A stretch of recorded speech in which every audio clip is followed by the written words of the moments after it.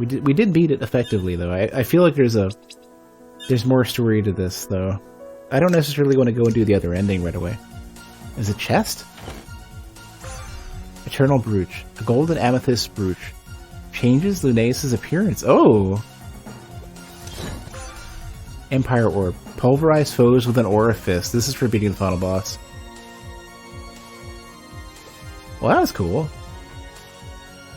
You feel like you use up all your energy in the first hour and barely have enough to rattle some catchphrase humor for the rest of the stream. Yeah. Well, I mean, if it's I would say the only thing to worry about with doing shorter streams is your consistency. I think is more important at that point. With longer streams, like you can vary it a bit. People will eventually find you. With the hey, pet. And yeah, I'm doing better. A good bit better. I'm still recovering. Like, there's still, like, swelling and, you know, the scar tissue and stitches are finally coming out-ish. They're somewhat dissolving and coming out. I think they're mostly out now.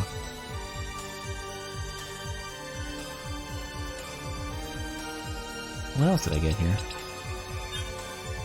Wait, is this just a relic? The Eternal Brooch is a relic. Let's see. Oh, and it updates the next time.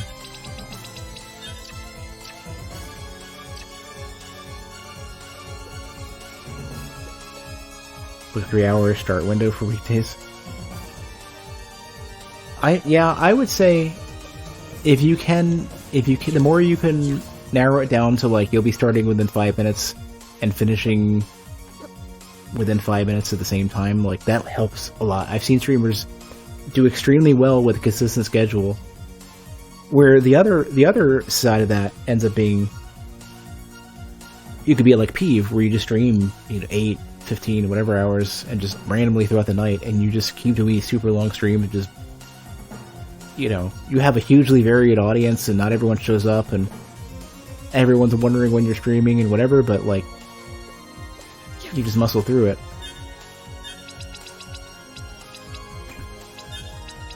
But,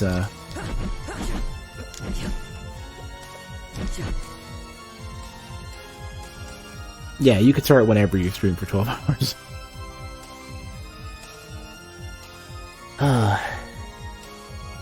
Yeah, pet. I didn't touch him. I tried as best as I could, and the doctor said I was fine. He said I was healing up really well. So I'm assuming that overall I probably did pretty alright. I'm gonna browse a little bit longer just to see what else there is even to do. I think... Oh crap, that's what it is. I think I know what it is. I think you need to get into the chamber from behind.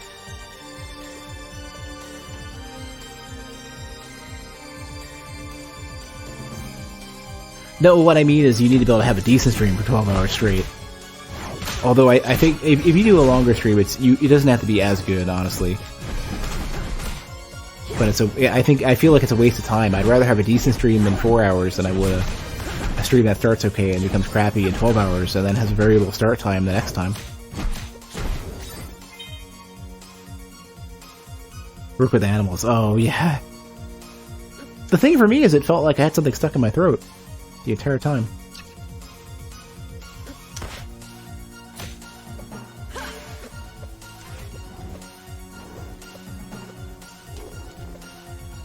This is where we need to go now. Ah, crap, really? I'm running out of time for this. I'm literally running out of time.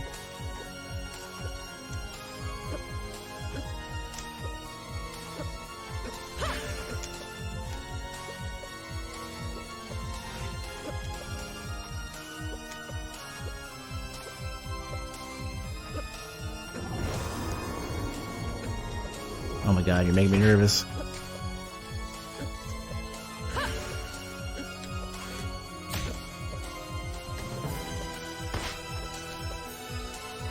Help me out here. Come on, man. Oh, I could have gotten it too.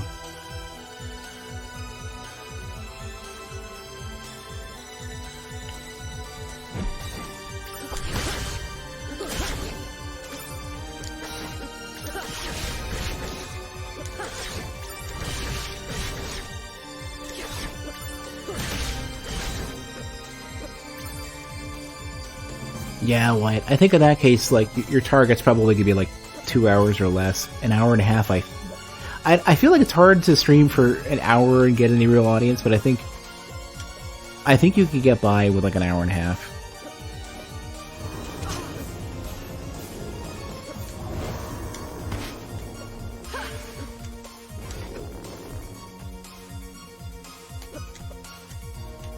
Crap. Damn it, these things are done.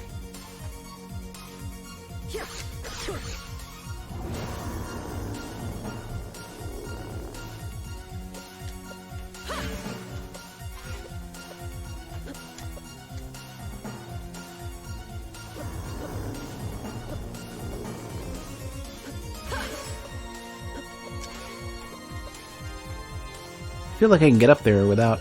There we go. This is where we need to get at least some more... a little more height.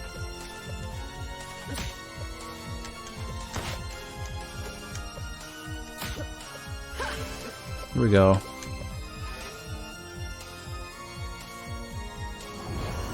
I think this is deliberately made to be obnoxiously difficult to do. Okay, we finally... My hands were shaking as I was doing this.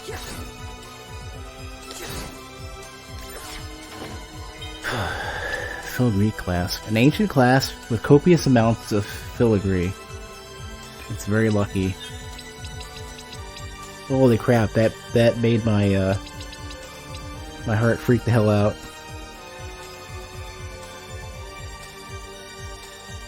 White, I can't...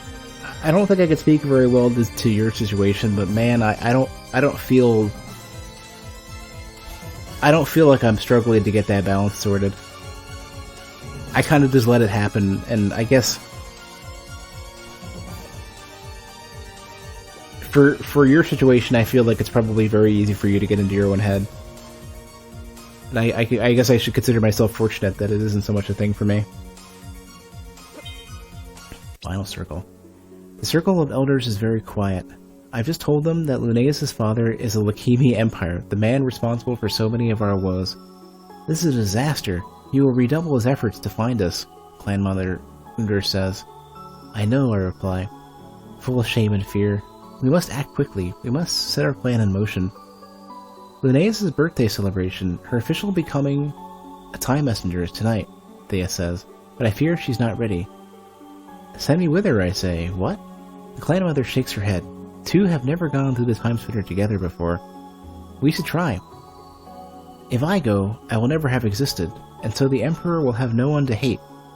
But if I never existed, Lunaeus will never have been born, and we need her.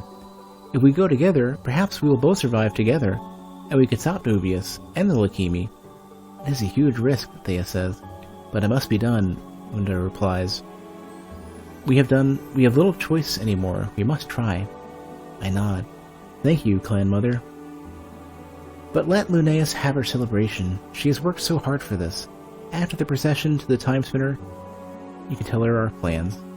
I nod again. Very well. There's 3 more of these, too. And yeah, White, that's kind of why I'm kind of trying to reiterate that I have... it's clear that I have no, like, great grasp of your situation.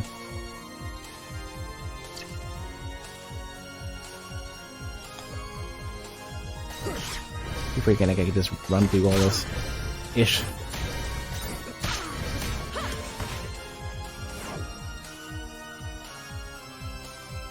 You know, decently viewed streamers who mostly just sit around and play quietly and make occasional comments.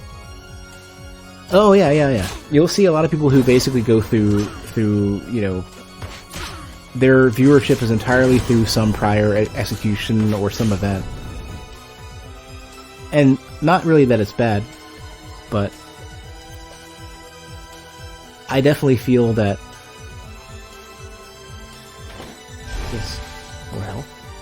there's more than one avenue to really get your stream to grow. Excuse me. And, you know, just as much as you can have a place for great conversation where people feel comfortable and can just chill and hang out and not worry about anything, You can just as easily be a top-tier player who can't hold a conversation at all, who can barely form a sentence. You could be a speedrunner who spent enormous amounts of time perfecting a single game. You can stream 12, 18 hours a day, and everyone just kind of gets comfortable with that.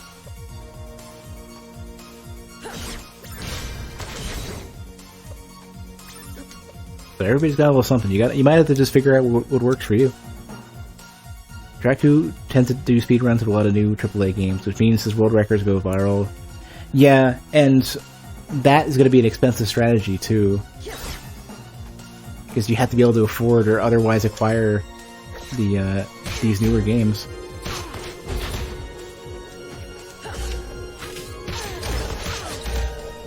That's part of why I decided not to bother, like not to focus on just streaming newer games, just make that my thing. Because it's not sustainable at all.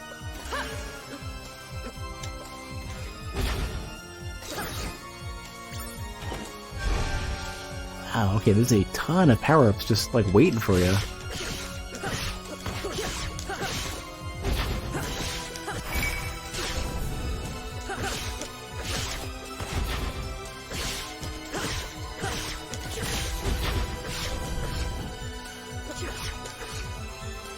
You don't want to over-strategize growth.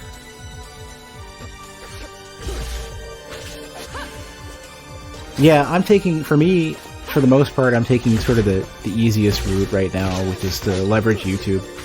I've basically been calling it the Lobo strategy. And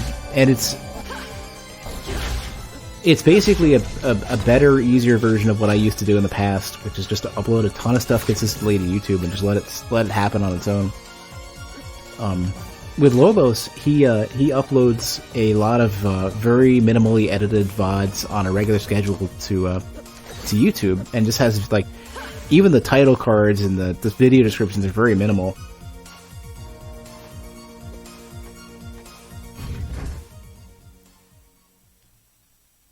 Where can we go from here? I feel like there's more to this game than we've been led to believe. But I also don't know. So here, like if we go all the way up here, we never went through any of the A key card areas, and we never dealt with Amadeus. So there is more to this. It's really hard to be a streamer purely by virtue of personality. I think there's more to it than that. I think it's hard to grow your stream. I think keeping an audience and having people who like to repeatedly come into your stream and just chill and converse, I think, is, I think it's harder to grow it, not necessarily harder to have it.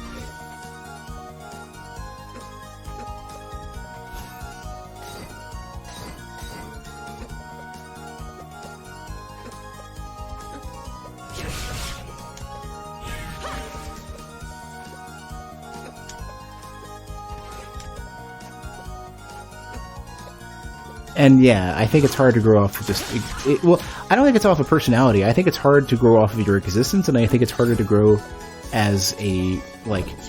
If you're not a loud, competitive, hype excitement streamer in some way, a speedrunner, a skill-oriented stream, if that's not your presentation, if you're more chill and relaxed and discussion-oriented, then I think that's where it's more difficult to grow. And Twitch, why does this keep coming back? I've gotten this more than once. What was I going to say?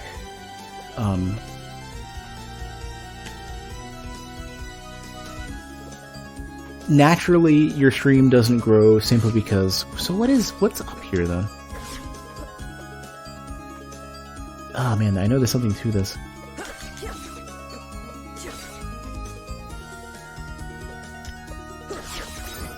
Your stream is not going to grow on its own simply because there's not strong enough word of mouth for the simple discussions and having good presentation overall. Word of mouth is going to come from like feats and achievements and excitement, not just that you're a nice person to hang around with and can have a good conversation. And that's not a slight against anybody who's gotten their stream together because they're big and loud and exciting and competitive or whatever. I really need to use one of these. Or...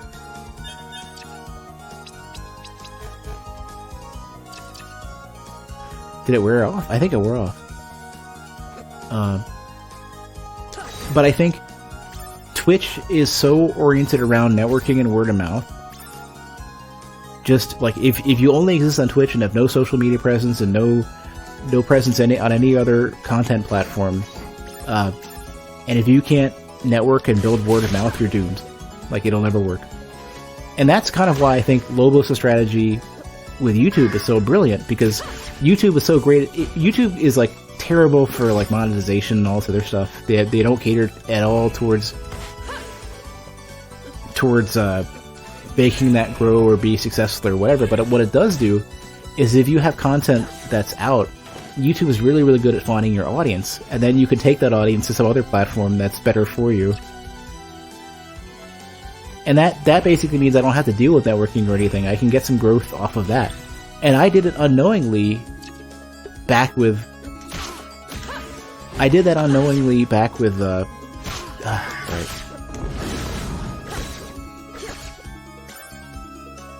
Back in the,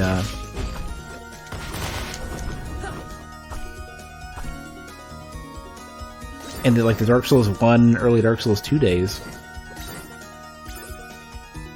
And then I just let the channel collapse afterwards. But now that I'm following this kind of strategy that, you know, that I've basically been inspired by Lobos with, I'm seeing returns off of that. You know, not that I'm trying to like game the system, or not that it's my target or whatever for now.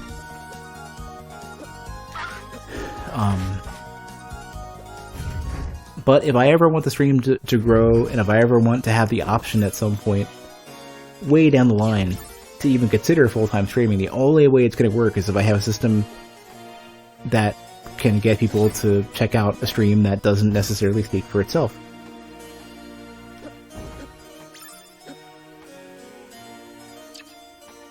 And so far, YouTube is a way better platform than I understood for that, and that's why, you know, that's why what Lobos does is so great and so smart.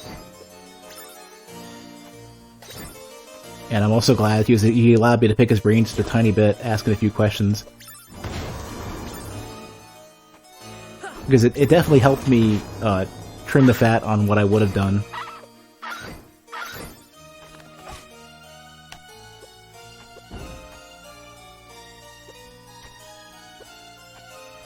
What I would say in terms of what you're uploading video-wise is, I would say don't undervalue just taking a very minimally edited VOD and putting that up regularly.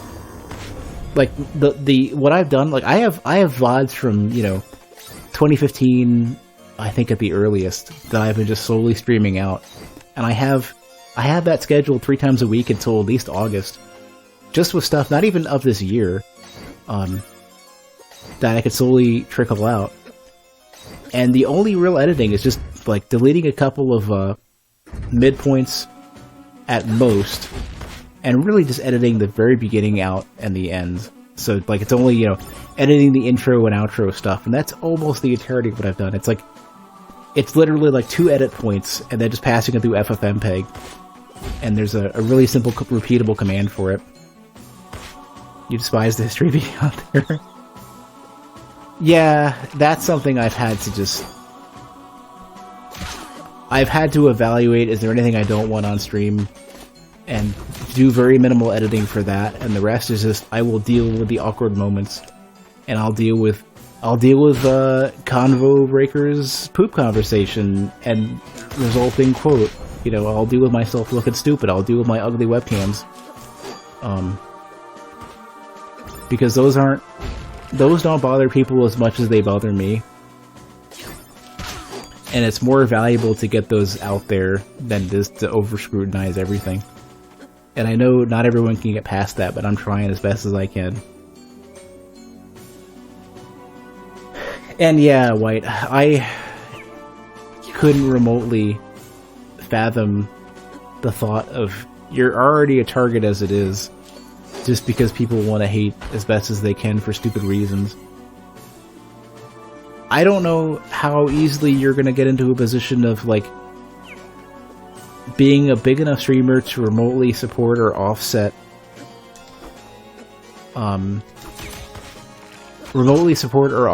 your... Oh, that's what's going on. Offset your bills and to sustain yourself. Ah, crap. Without being a big target for people who just want to make it a problem. Hold on, I need this...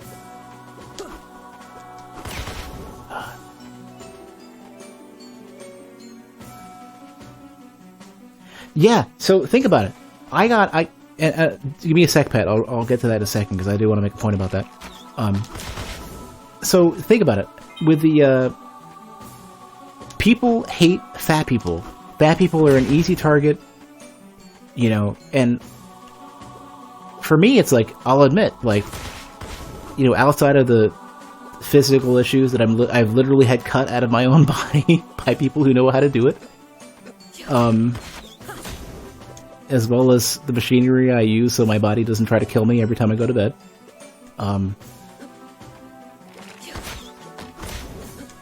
Outside of that, like, you know, majority of the... I don't have enough time for this. Okay, missed it. Like, I'm fat. Yes, because of my history and because I never learned habits or whatever, but it's like, the reason why I'm still fat is still me. You know, but like, when it comes to your situation, it's like, I need to find a weaker orb. When it comes to your situation, it's not like, there is no, like,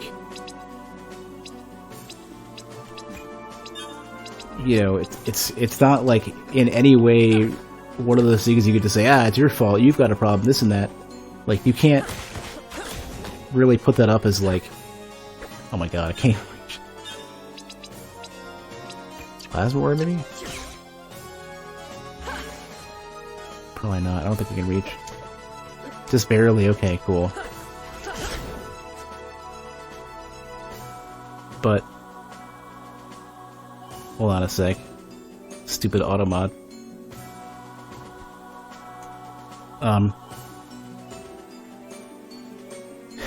But your situation, like, isn't something that people have a reason to, like, a justifiable reason to hate you for, even in the slightest. But people are they're gonna choose to hate you even more than they would somebody in my situation where I'm just, like, fat and that's it. That's all I got, you know?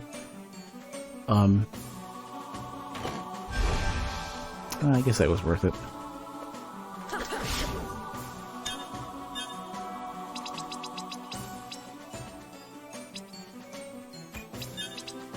I'm not even sure which I was using.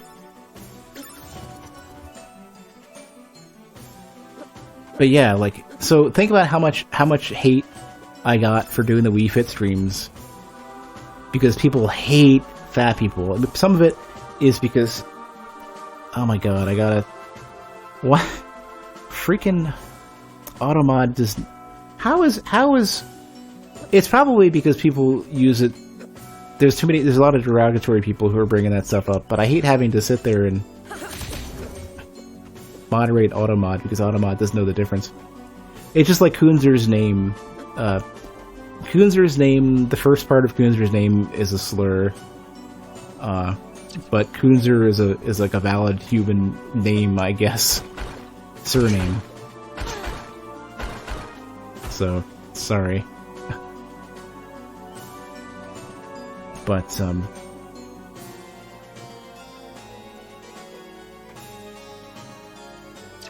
yeah, like, I could definitely see you getting into a case where you're gonna get a lot more attention and a lot more hate. And if you want to support yourself with the stream, that will happen. And I'm not gonna tell you that you have to endure it, but I don't know a way around. I don't know how to make it not exist sooner than you would hit a point where it's gonna show up.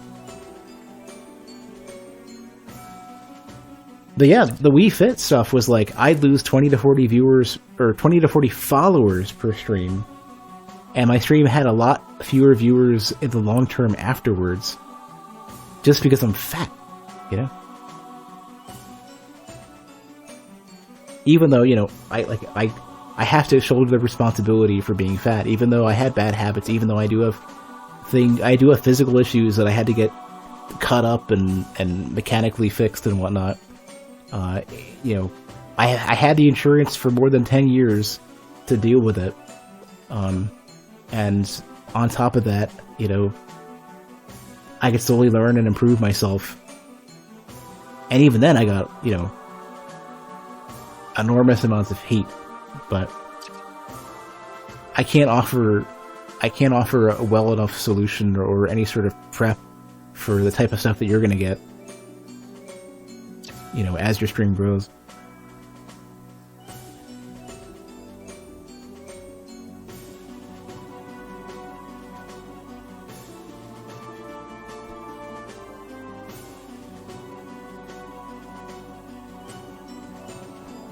Yeah, well, I mean, White, I will say, though, the Discords for games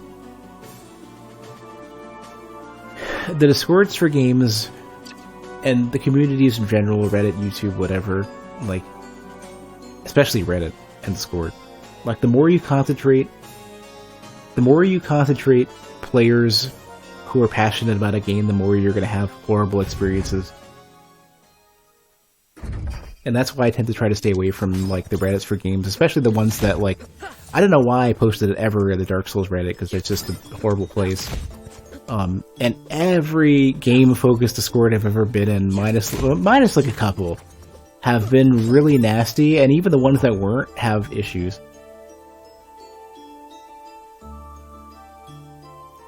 Let me read the other thing, I missed it. You feel like my Subnautica VODs could do well on YouTube. They are scheduled, or they're released on a schedule on a Google Calendar and uploaded already. I may not have set up the publish dates on YouTube yet, because I have like another 2 or 3 months at least of stuff that's auto, let alone uploaded. It's gonna happen though. Subnautica, in fact, I've been thinking, because of Deep Freeze or whatever, trying to get a beat of where I've been looking at the map here and there, trying to figure out where to go. Or Deep Zero, Below Zero, whatever it's called. Because that's coming out, I kind of wanted to try to figure out how to strategize my Subnautica VODs going out. But they're only going into early access soon. They're not even the full release. So I don't feel as much pressure anymore.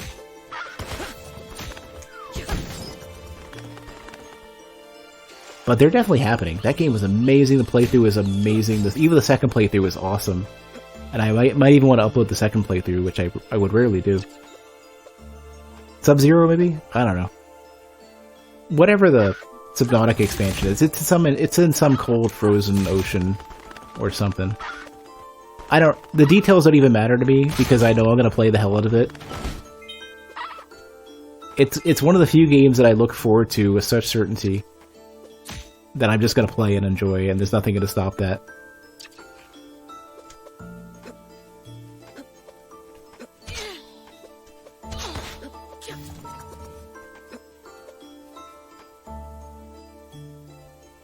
It's funny, like, it was funny how, like, I don't care to even know about it, and not in a bad way, just because I know I'm gonna play it, and I don't need to know anymore, and I'd love to go in blind as I can. So the more I can sort of just dismiss the thought about what it's all about, the better. But I hope that doesn't sound too awful.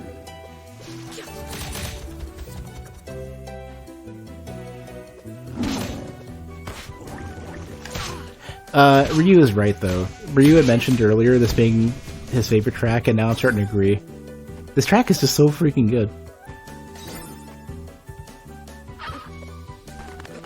Not only did I like it on the way in, but it's growing on me even more and more.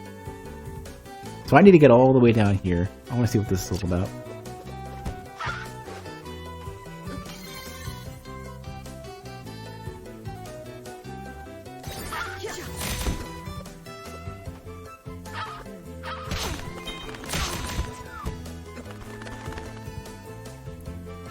And, White, I actually was, you probably remember this. I was crazy hefty on the bans early on. I'd ban anybody at the drop of a hat. And, I ban people a little bit less now, but I feel like I benefited early on by setting the tone for the stream. And especially because I was playing Dark Souls at the time, and, you know, Dark Souls pretty much merits banning everybody. I think in the long run it helped. I was allowed to, like, at the beginning, I managed to set the tone for the stream, and we've been better for it since. And even though there was collateral damage and whatnot, I think probably it was overall worth the sacrifice.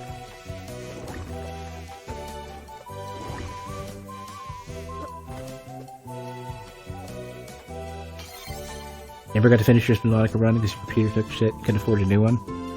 Oh man, one of my biggest fears for the longest time was getting into a situation where... Where are we going then?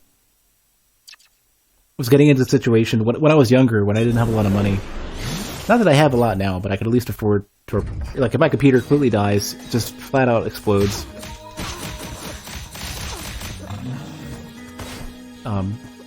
I'm still able to replace everything, you know, like I'm... Hey, Convo! You didn't? Pretty sure I posted on Twitter and Discord.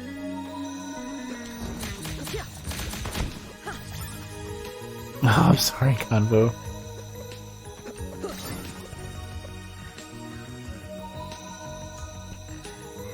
What was I gonna say?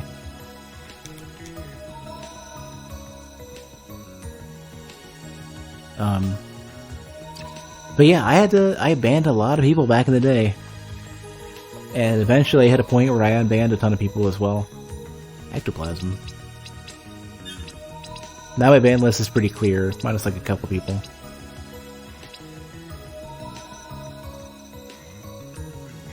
Well, think about it this way, White. All that really is free advertising. So long as the people who felt like they got wronged don't come in groups, I guess.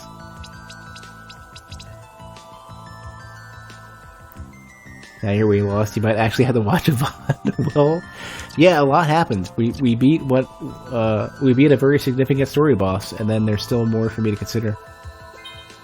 Naivety. Elena, you are naive if you think that allowing these Lakimi to believe they have truly escaped my ire by declaring some kind of independence,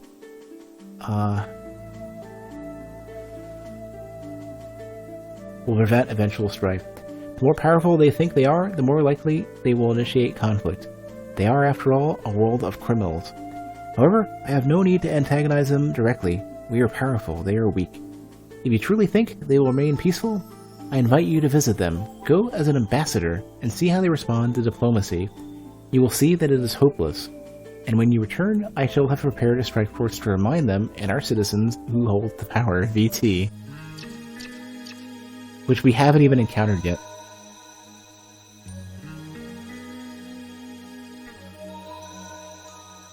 Yeah, my ban policy technically allows it in not so specific words. It basically says, like, if I ever ask you to drop it for any reason and you don't, I'm gonna just keep going. I'll take it as far as I need to.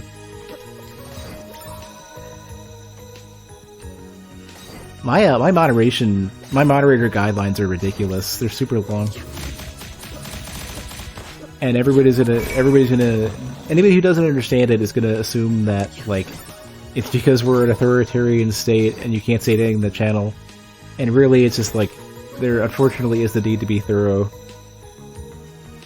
You can technically afford one now, but it would not be the responsible thing. Yeah, so... There's been a lot of spending I've been avoiding that I'd like to do. Just because I don't... Like, I can't reasonably spend the money and feel like that won't justify further irresponsible spending and put me in a bad place. Like, realistically, there's some frivolous stuff that is overpriced and stupid to buy. Unless you have effectively infinite money. And eventually I was thinking I might end up buying it anyways, if I have So it would have been basically webcam related stuff. If I lost enough weight to where I felt like I could comfortably run a webcam and I was doing it for a while, I'd probably get the green screen, like the straight stand-up green screen that Elgato offers, just because it's lower profile and easier to set up. And even the lighting that they have, I don't know if I'd buy exactly what they offer, but really low profile, low temperature lighting would be really great to have. But it's a stupid, gigantic waste of money. Their lights are like at least 4 or 5 times the price that they should be, and the green screen is probably at least double. But they have a unique product that fits that kind of luxury. I don't know why I'm not using the time powers here. They have a unique product that fits the luxury that they're trying, the luxury market that they're. I mean, it's basically Elgato is effectively other way. They're effectively creating like an Apple-style product of just like, if you have enough money to spend as much as you want, we have a product for you that has at least some minor benefit at a ridiculous price. You never use a man a specific Dark Souls 2 personality you won't name, but you know him by a negative reputation. Yeah, well, I mean,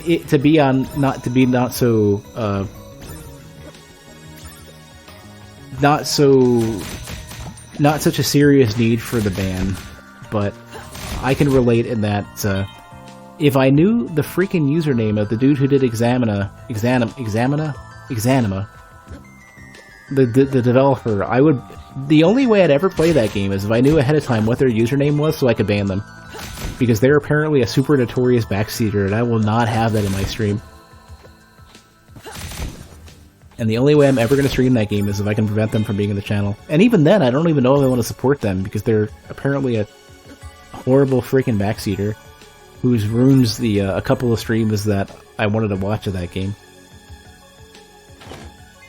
Gold necklace. Yeah, these are for more gold ring. Essence crystal, which is just another upgrade thing. Wow. So this is just if you're willing to go back, they'll just give you a bunch of stuff.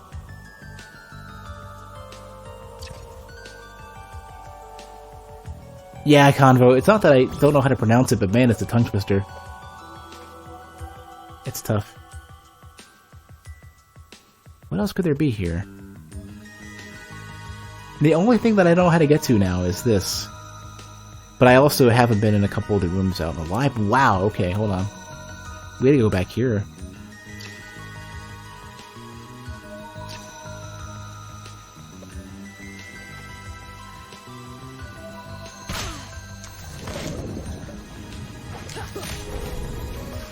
I just realized there are variants of the Scion Sprite. They were right.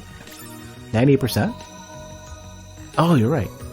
78 for the present, though. You probably missed a bunch. As much as we've been going on these really long conversations that I hope that I hope the YouTube crowd isn't too put off by listening to. And in many ways, I wish I could contribute better to the conversation as well as the situations that they've encompassed.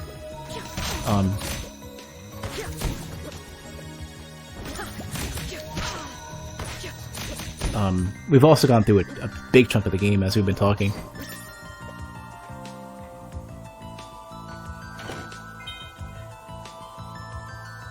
You have to be careful because you want your stream to be a space where trans people can feel comfortable talking about whatever, because you know how important it is to have an outlet. But that means banning a lot of people. Yeah. That's kind of why I feel like as much as it can be really rough to deal with, and you know, you'll see me stop people and say, hey, that's not right. But, you know, in terms of when they say stuff that they shouldn't, I try. The overall, it seems to be, best solution for me is to have basically a clear set of rules and not an incredibly heavy hand. Oh, this is where I want to go. And yeah, and I had, at one point, I had like 150, 200 mods.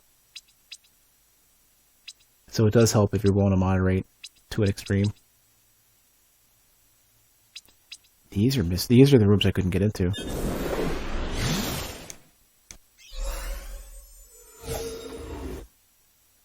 Well, I mean, personally, I try not to even just prod the situation if I can avoid it. I try not to give people reasons to hate each other, or even bring up the thought if I can avoid it. I'm so non-confrontational, probably to a fault. But let me go to the first. I think this is going to be a B first. I don't want to go to the A right away. But as much as it makes me somewhat complicit in allowing a lot of the bad behavior to, or at least the bad state of the world to exist, I also try not to rock the boat too much, just because I'm not a fan of conflict.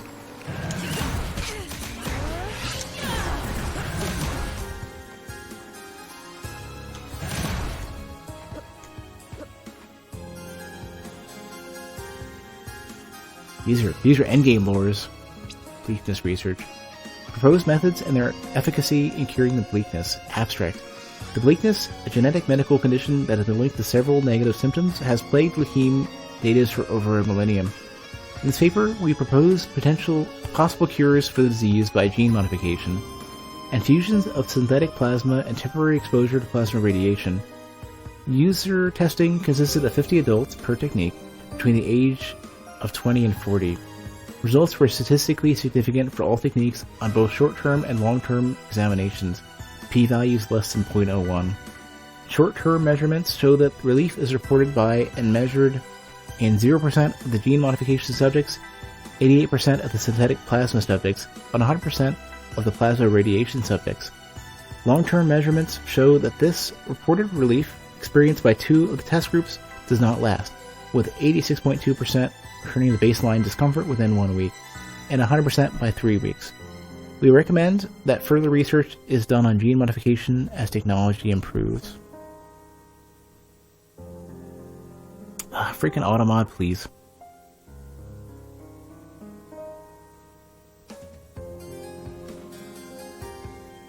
What are the worst stream environments you've ever been in? Friends of the streamer, got lunch together. I got to cut the person in their media out because they had such a bad habit letting people make. Yeah, so like, there's absolutely there is a repeated situation with a lot of streamers where I feel like there's a lack of understanding that they're building a culture within their viewership, and certain behaviors, if they let them go and their bad behaviors, they're going to become accepted and become a part of their streamer culture. And then they wonder why their stream is unmanageable and out of control later on. I'm not going to name any names. There's a couple people who I'd be thinking about, and don't name them. I'm trying not to call people out. Whoa, these are some nasty looking guys. Oh, I need the other one. Ooh, super durable.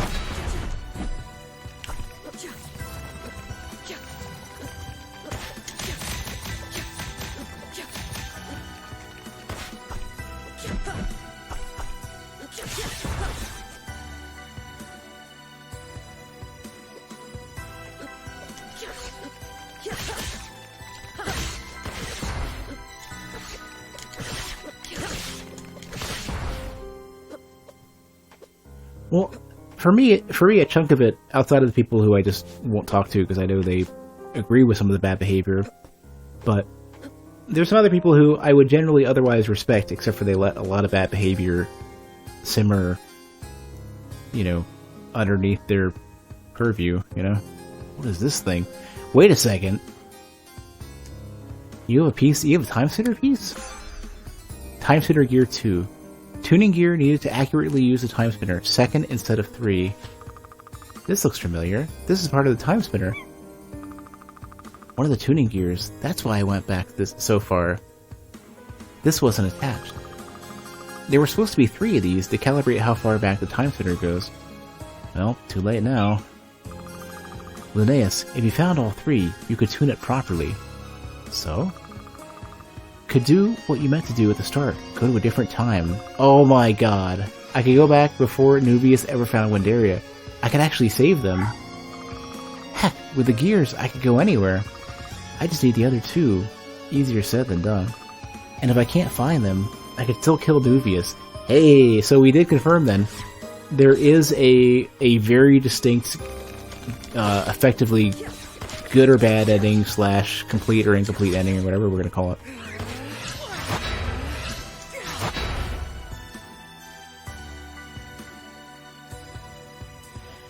White,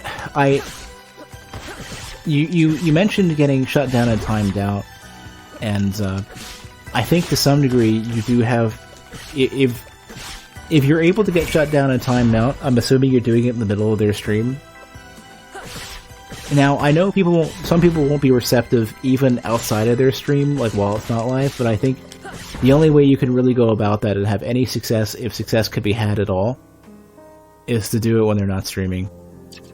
Say, hey, like, I want to talk to you for a bit, you know, when you're not busy.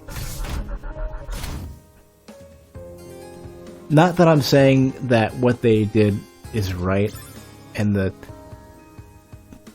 culture that they put together, I'm not saying that that's right either, because apparently if they have those attitudes, I definitely couldn't agree with it.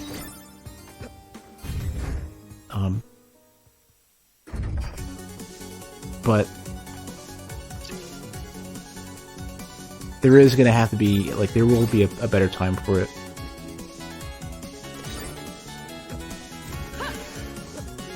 Did I really not go up here and get the rest of the pieces that I need, probably?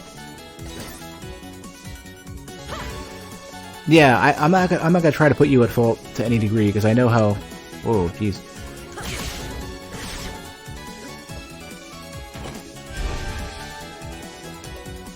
Yeah.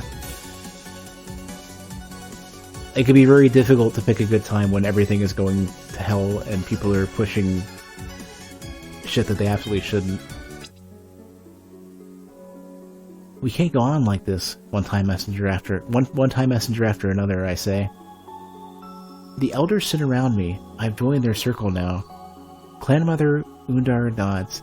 The Lakimi have increased their patrols in recent years. You're right, Salen. Salen? We cannot do this forever.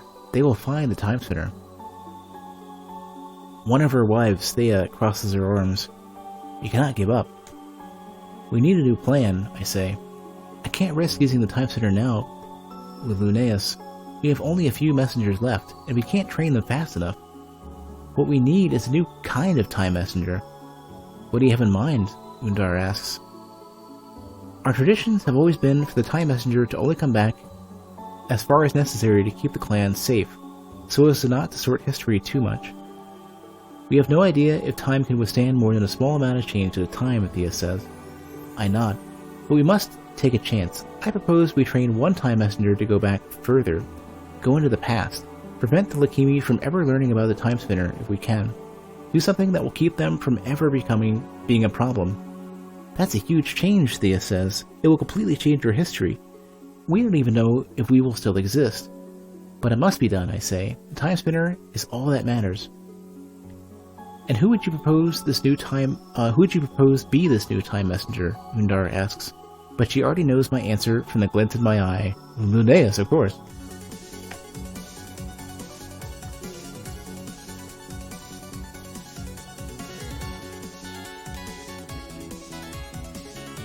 White, to some degree I would agree that you kind of need to nip it in the bud and catch it as soon as you can. But the only person who is a trusted, accepted source of that perspective is going to be the streamer themselves.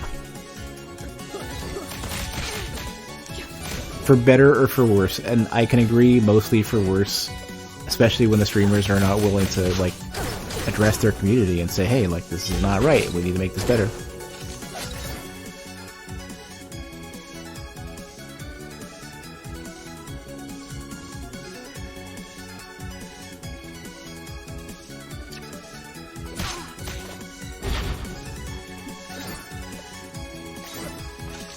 But I definitely think it's like...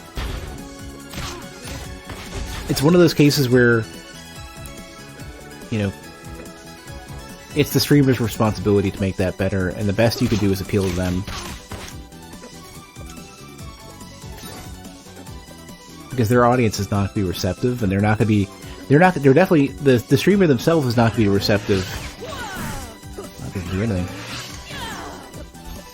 The streamer themselves is not going to be receptive while they're busy actually doing the stream. This gun orb, oh my god. An orb that imitates a standard issue Empire handgun.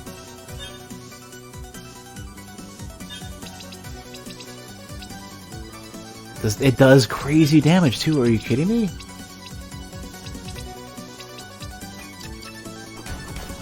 Oh. Short range and slow.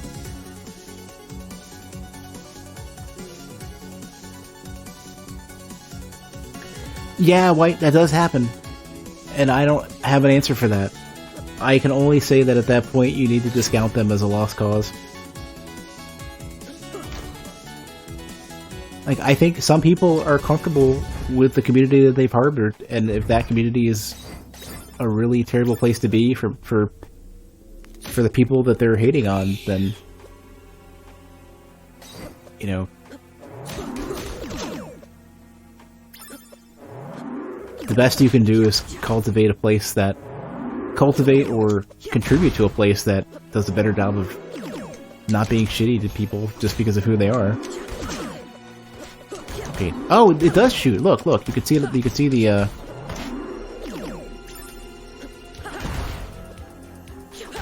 this does have a projectile. It just doesn't show. It's like hit scan. Thing.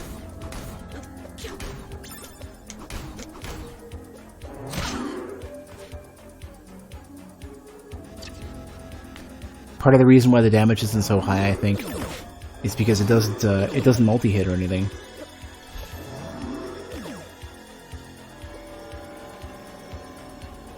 Yeah, I definitely think, you know,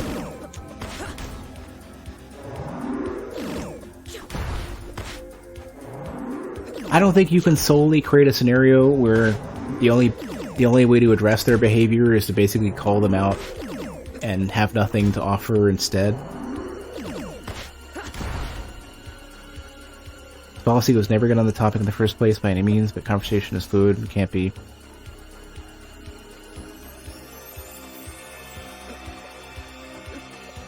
Yeah, it doesn't sound like they're handling it very well. Man, these guns are not actually really easy to use at all. I think this would be great for bosses and stuff.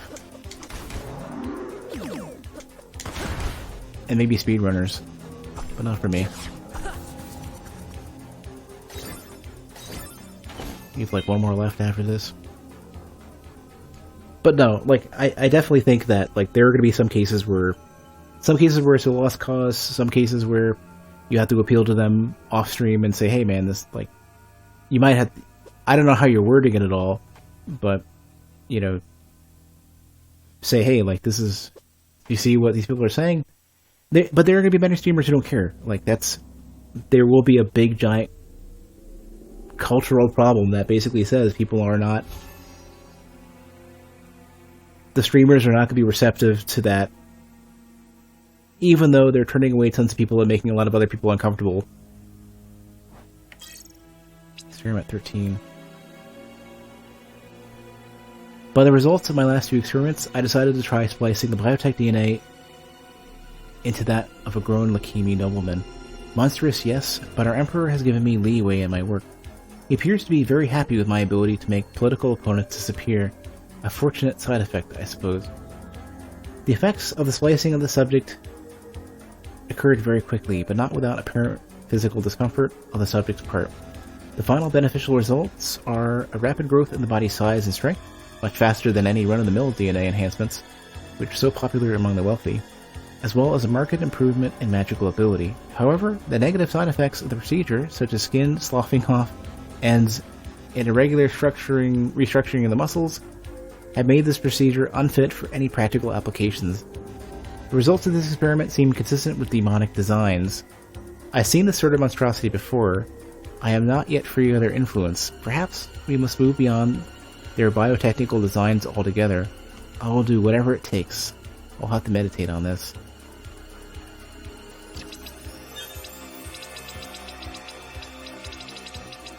I wonder if Subject 13 is listed somewhere. Here we go. Yeah, this is the one we fought. If you listen carefully, you can hear it softly moaning in agony. Jeez.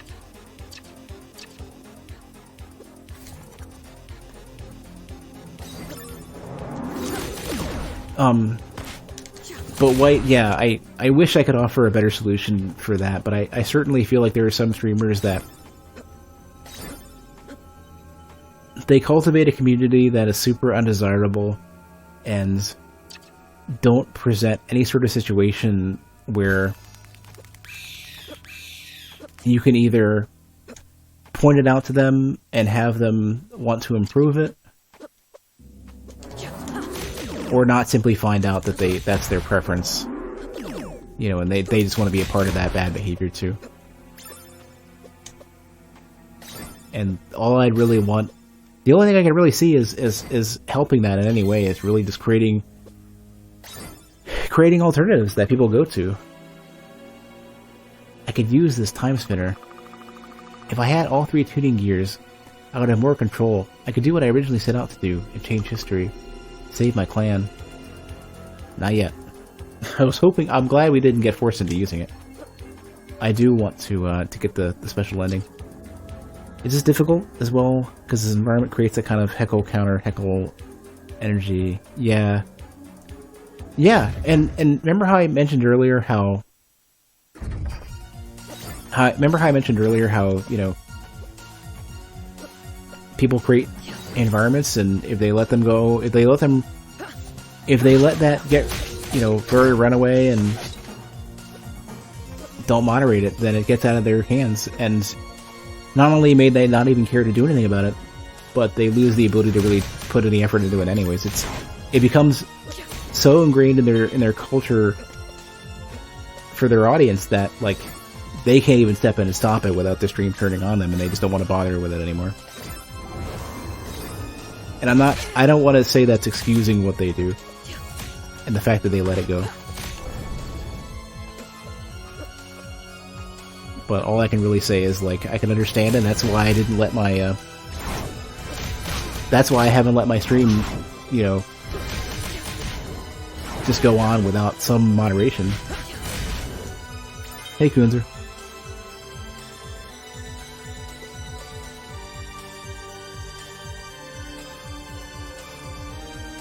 Jeez, I've been going for like 4 hours. I do have some stuff I gotta do tomorrow, too. I need to get a haircut. That's what I gotta do. I got other things I gotta do. I'm probably gonna stop the stream soon, not because I'm not enjoying the game, and not because I don't want to get that, whatever the extra ending is.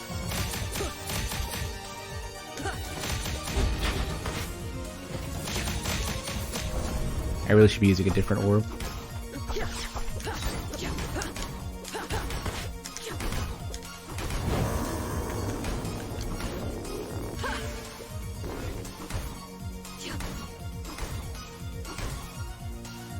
Experience in the realm of members, the community take radical banning positions and alienate the community, of course.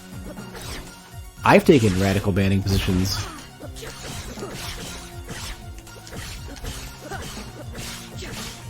I used to ban people, like, way too much.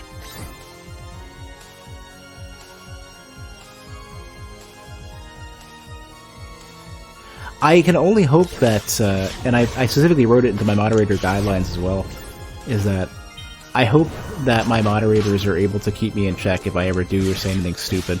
And they, you know, they've, not to name anything in particular, because I don't want to bring it up, my community and moderators have, you know, stepped in to set the course when they feel things aren't going as it should.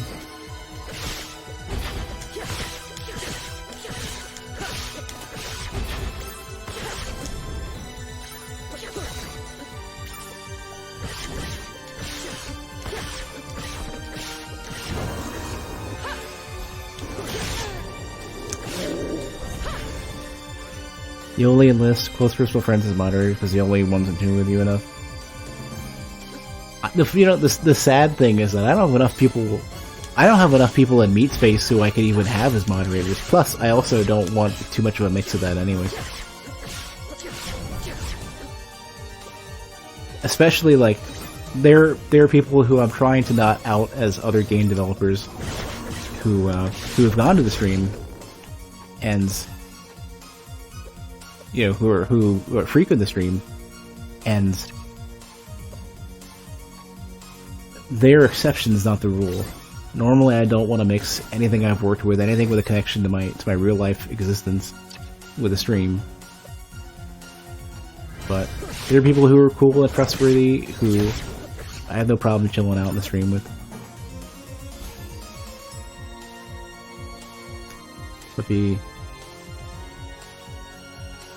Would be conflict of interest somewhat, but ultimately, how would it be a conflict of interest if you have people that you know and trust who are moderators of your stream? You could call that maybe something akin to nepotism. I don't know about conflict of interest.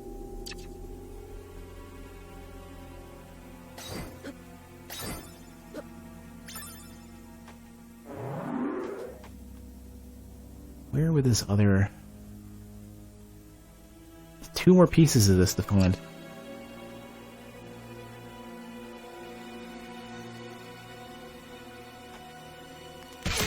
Oh, things.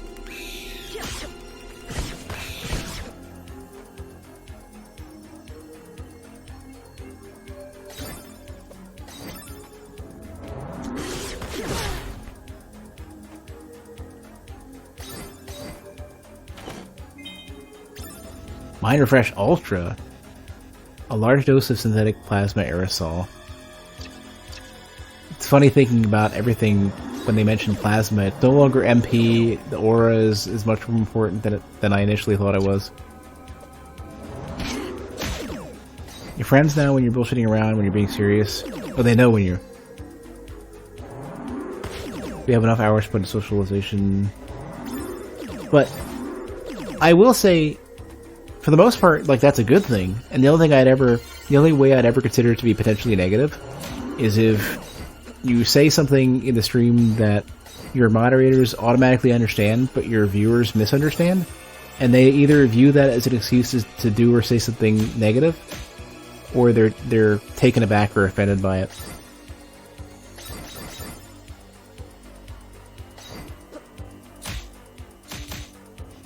Oh jeez, poison, okay.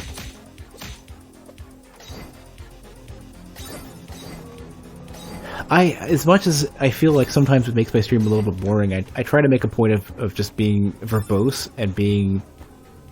I try to have some accuracy to what I say, and I try not to be super ambiguous whenever I talk about things.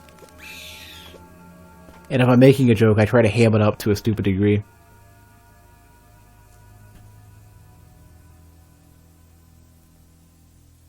Convo, for the most part, I can understand that, especially if the joke bans are for somebody who's been in the channel for a while. But if somebody gets joke banned who hasn't been in the stream for a while, people aren't necessarily going to understand it. You know, if you come in and you get joke bans, and it's like, everyone's kind of laughing and whatever, and then you quit, and nobody, you don't get it, and you're kind of screwed. The person's going to bail, they're going to talk shit about your stream, and then, you know, it becomes a problem rather than a fun thing. And yeah, inside jokes are hit or miss. Like, they can enhance your existing community, they can turn away people, they can turn away everybody else. Experiment 11. The subject exhibited an advanced growth rate, as well as the addition of new psychic abilities, despite the subject's appearance being completely void of any talent. Although my colleagues consider the experiment to be a failure, as we've yet to achieve our true goal, I believe it at least a step in the right direction. This will serve as a springboard for my next experiment, number 13. As a side note, some of my colleagues appear to be squeamish about the lengths we are going for this research. I do not blame them. The process of splicing unknown organic material into the embryo of a Wenderian commoner is quite a leap from most modern scientific techniques. I know I do evil, but I posit that researching further faster is ultimately our ethical imperative. Scientific advancement beyond Amadeus's designs will allow us to move beyond dependency on the demon. We will bring order to the Empire. Is that not the true Lakimi way? Oh, man. Oh, there's more notes, too. The, Amadeus, I think. Ooh, I never went this far. Amadeus is sounding like the king of all demons or something now. That's what I'm thinking.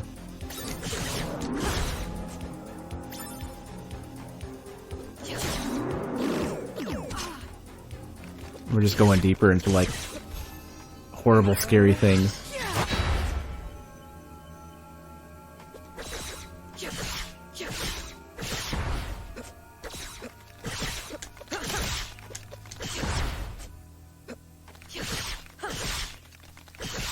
You got joke banned like day 3, but you're calling mods names and shit. Yeah, all you gotta do is have a noble end goal and your evil is totally fine. Oh, there's number 2! Hey, we're making progress. Tuning gear needed to accurately use the Timespinner, first instead of 3. Another tuning gear for the Timespinner. Just one more, and I could save Wendaria. I could save my clan. You've been changing time a lot, Linnaeus. That's my job. It's my duty. I can kill Nuvius now, thanks to the changes I made. Everything you do changes the timeline, changes the future. You've seen the effects of it. Yeah, the Keem here has changed. It's grown weaker. And those statues and things. Oh, crap. All the changes are good. You can achieve your goal. You can't stop. I know that.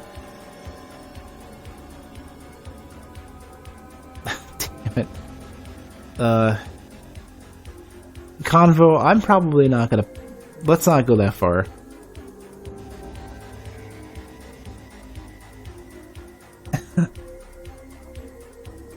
Even though we're making an example of how terrible that reasoning could go.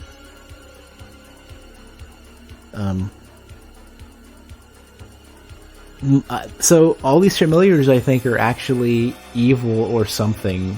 Either that, or they're rebelling against the demons. But Maya worries me. All the changes are good. You can achieve your goal. You can't stop. I know that. But there are forces in the universe besides you humans. Like the demons. And like you, right? Just be careful. Some of them don't like when you change things. A lot is sacrificed. Our dreams are getting full. What's that mean? Whatever.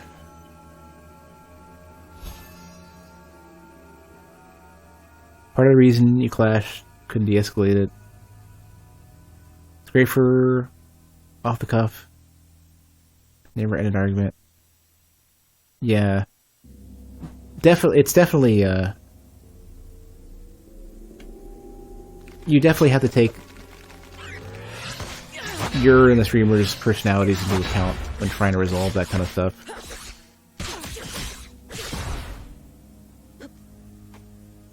You think I can finish it tonight? I should stay up? I'm getting kind of tired, but I also want to finish it, but I also want to... I don't know. There's nothing really stopping me from staying up pretty late tonight. I do have a lot to do over the weekend, though, which means that, like, I'm only gonna have, at max, like, 5 hours to stream over the weekend.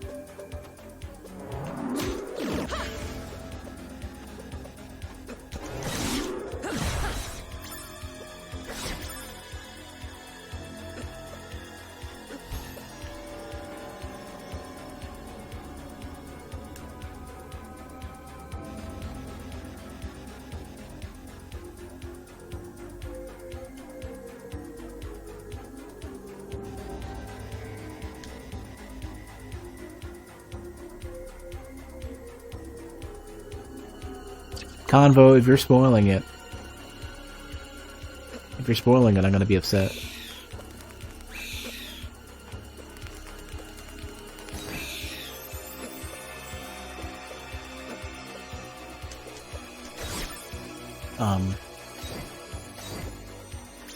I think we're gonna aggro basically like a Necron type of creature.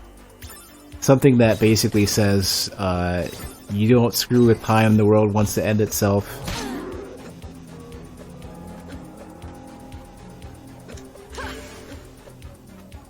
Hey, Musty.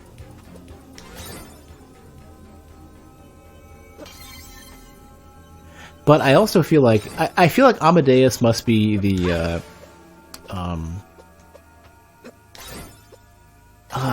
the Kuja to the Necron, if you catch my drift.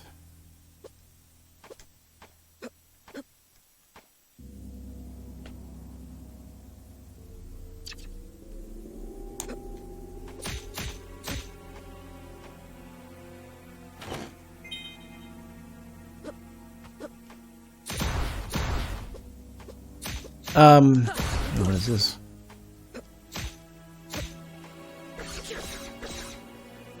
That's weird.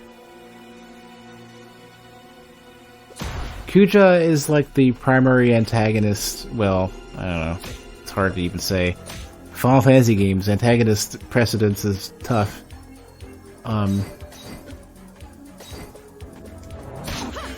He's one of the bigger antagonists in Final Fantasy IX, and then Necron is the big bad, the more of an aspect of reality than a character.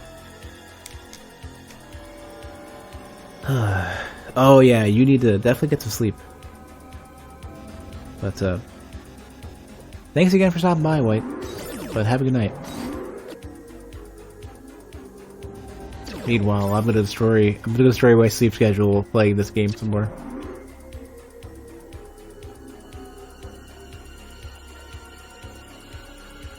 I hope I can find. You know what? There's a thing over here, man. If this isn't it, I'll be shocked. Hey, is history relevant now? No. Damn that irrelevant history. Usually the streams are like 4 AM your time. What is it right now?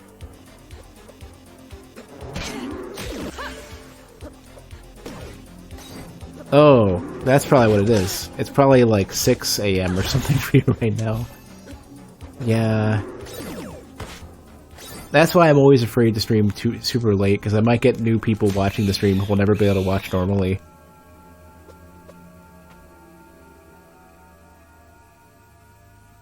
$9:23 AM. Yeah, see? Because normally I would start, like... What is that? Almost 5 hours ago?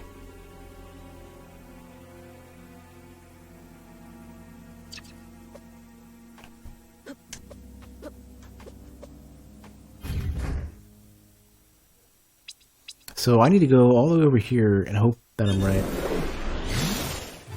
I started it like... Well, my normal intent for the stream is to start like... Let's say... I did it! The Late is safe. Which means Lakeem is the only power in the sky. They'll be weaker now. Now I can find Nuvius. Now I can end this. Whoops. Oh, because you see it out in the... You see the moon. Uptime says 4. Yeah, but I started late today. I started at like... I started at like 9, a little bit after 9, instead of when I actually wanted to start. Because I got home from work late. Because I was busy, I had to address things.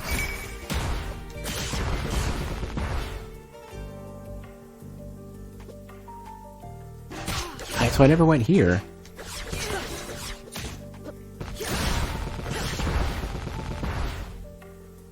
Oh, well. This won't be what I want. A gold ring.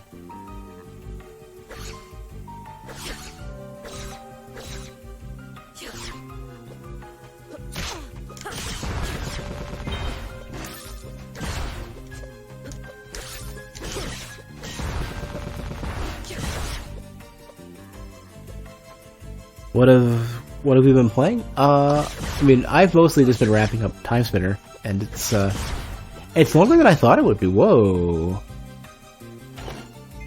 Captain's cap. A golden crested cap worn by Evolution Star Captain. So these are from their wars. Captain's uniform. Military uniform of a highly decorated Evolution Star Captain. Luck and defense. I don't really need either of those.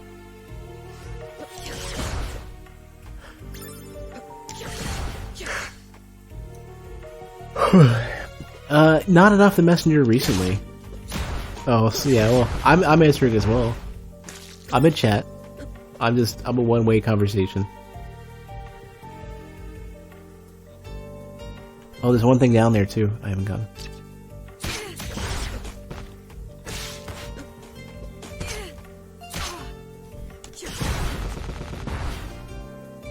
I kind of want to see what's to the right. Or not, well, down and to the right. Oh, well. These are changing. These are changing because of the time, I think. I'd like to play Hades, but not. I want to wait for them to finish. I feel bad about playing early access games before they're done because I know they'll be better than when I got a chance to play them. Like if I play it in early access.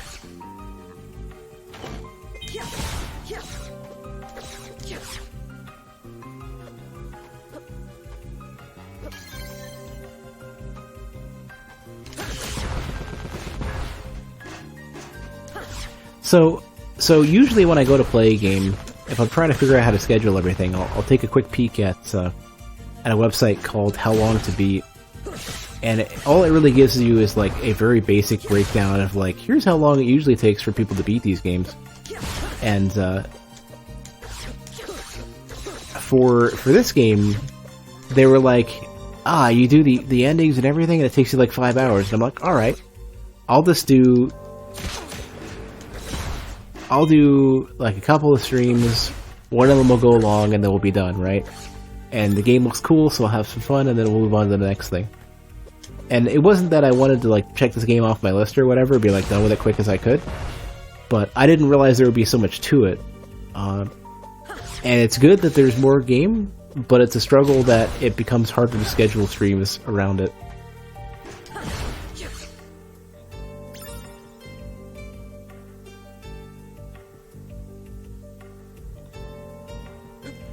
Well, for me, Wizard or Legend was cool because you could just embrace that crazy wizard fantasy.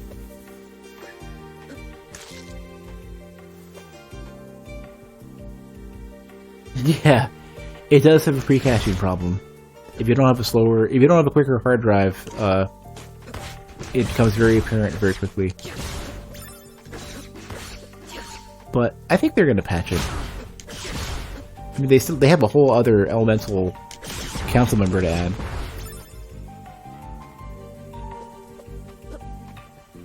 Why did I skip this? I think there was a boss here or something. Wait a second.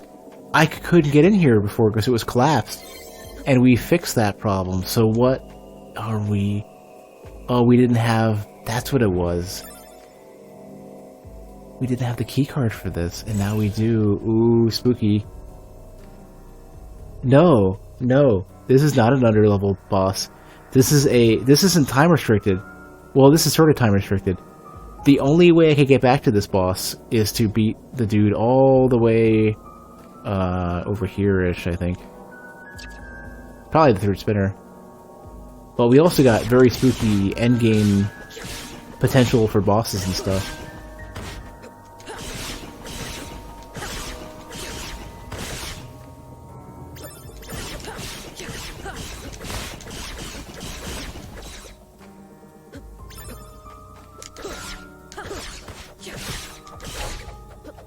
Ooh, that's super creepy. These guys got scarier, because these are the present day ones, where they've been all modified and stuff.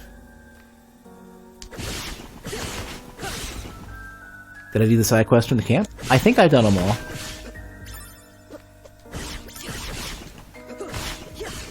I've done every one that I've gotten so far. and they stopped asking me to do more, so I think I'm good.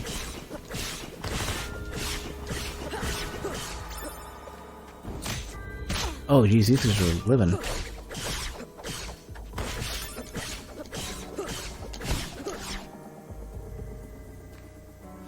How long have you rarely been pretty much spot on? They've been pretty close for the most part for me, so long as the game is, like, has been played a lot more by people. For this game, which is an indie game that hasn't been out that long, for me, I can understand that, like, it won't be super accurate. Especially because I tend to take longer on Metroidvania games than most people. I don't rush through them. Which means I have a lot of fun and I can speculate a lot. But I also... they're hard to schedule. It's like JRPGs. It's like, man... how am I going to allocate 40 to 80 hours accurately to my stream schedule, you know? Like, for me, it's like, I have one game that I'm playing right now that is basically, I will play it until I'm done, and I don't have to worry about how long it takes. But that tends to be my like, Sunday slot, or my weekend slots in general, where it's like, these are games that I'm just fine with, like, not even really caring about when they appear in the schedule.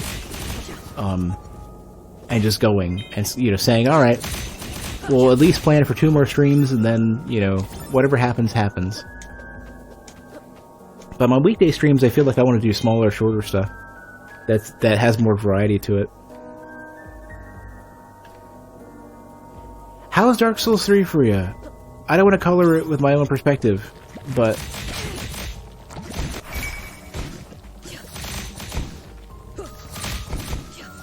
I also... I find it difficult to process the thought of starting with that as your first Dark Souls game. You're making sure Yakuza 0 worked, and your items changed into random other items, and your equipment turned into race car parts. That might be... that sounds more like copy protection. Or memory corruption, or both. You acquired it via legitimate means, right?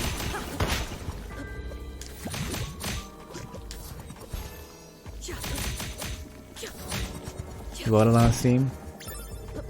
Memory corruption? I don't know, let me see.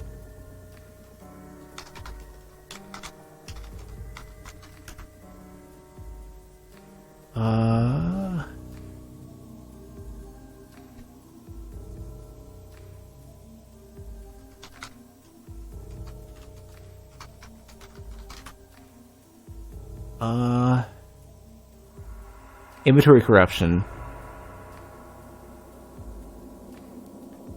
The Steam community mentions it, but I don't have a good enough answer. I don't know. I've never heard of it, but I've only played it. I've only played it once on an optimal machine and not watched anybody else play it. So I'm the worst person to ask about weird things happening to video games that I haven't inadvertently soft-locked or otherwise bugged out just because I play it awkward. I mean, I'm the guy who soft-locked the joke soft-lock in the Stanley Parable. This is that jump I couldn't make before, and now I totally can. I could also go back and make in the past as well. Galaxy Stone. Extremely rare gemstone that looks like it contains a sea of stars. You do take your time with games? Well, I mean, part of it also, Musty, is that as a newer player of games, you probably aren't as bored with some of the repeated conventions in games. And to another degree, you probably are more interested in and more willing to explore some of that stuff and tinker with it. It's my least favorite genre. I tend, and I've been better about this in recent times, I tend to not focus so much on the stuff that I don't like in favor of the stuff that I do like. There are different sprites for the sirens, okay. I wasn't sure, but I saw a male one earlier, and I was imagining that they had to be more than one.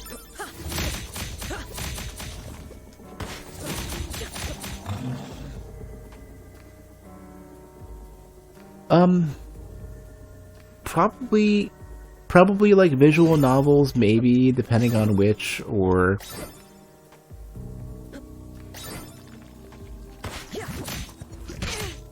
probably genres that are less focused on the interactivity, maybe like walking simulator-esque kind of. I don't think I'd like The Witness. I've seen a bit of it.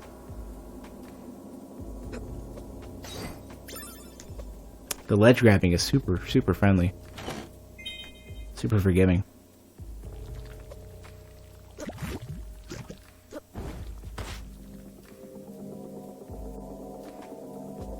Empty room? I bet you that room gets populated in the future. Or in the past. From the past?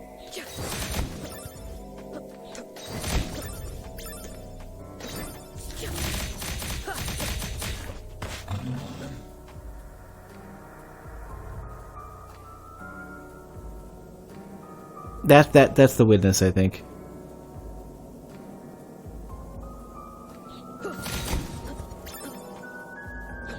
I think with Phoenix Wright, I played a very small amount of it, and then I realized that I think I don't understand what I'm supposed to gather out of that. What is this? Oh, this is the future version of where we had the Maw, so what is over here now? This is where the portal would have existed.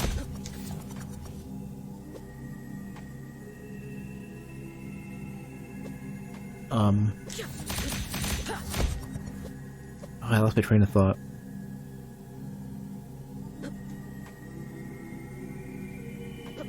Ooh, there is a boss. What could it be, though? Maybe there's a new Maw.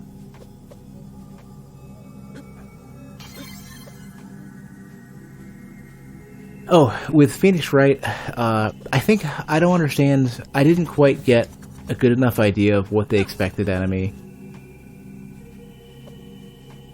In terms of like what the how to distinguish the like character behaviors and the information they provided to make decisions.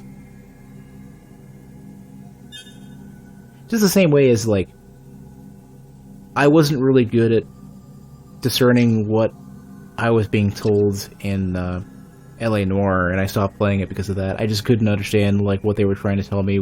I couldn't read the characters very well. Oh, damn. Zerion.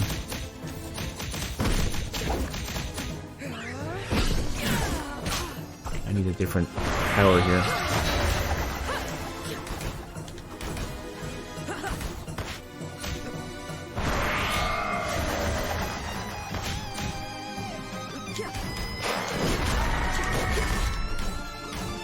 Let's shoot it. It's Resident Evil now.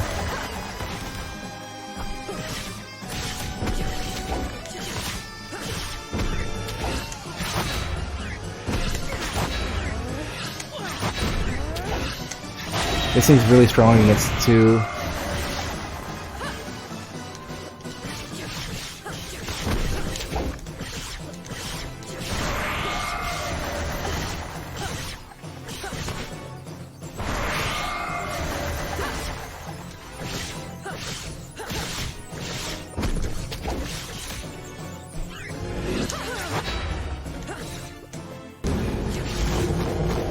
Ooh.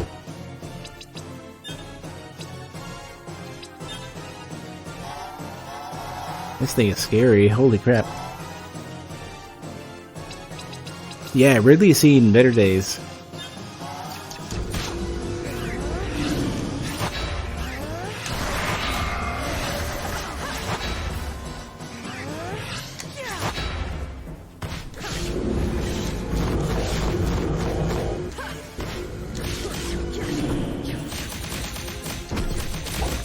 Surely I have a better piece of equipment I can use for this, a better item.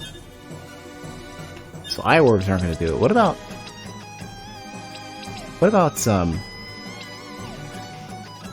the wind orb, the iron orb maybe? Ooh, iron orb is very strong against this.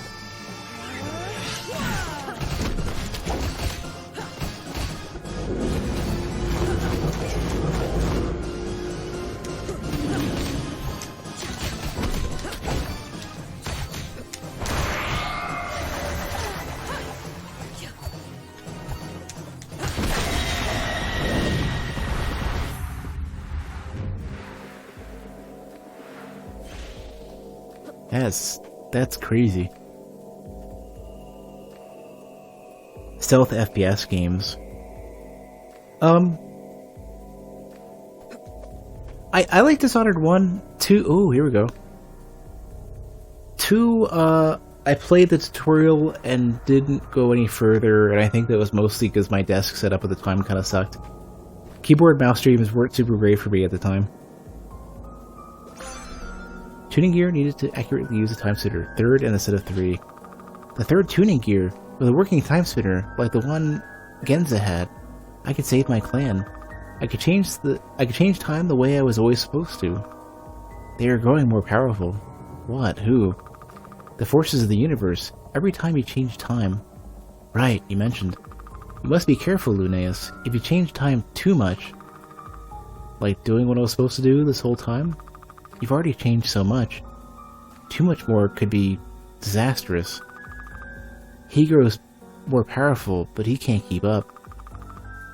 He would have no choice but to do something drastic. What are you saying? That I can't save Wendaria? That these gears are useless to me? That I've been wasting my time? No sacrifice is wasted. If you were powerful enough, maybe you could stop him. I'll stop anyone who gets in my way. Da da da. I need to get that as a soundbite. I don't know. I'm not sure Amadeus is the big spook. We got another one over there to do. We're like 94%, and the map isn't going to be... I don't think getting 100% will be super complex, so maybe.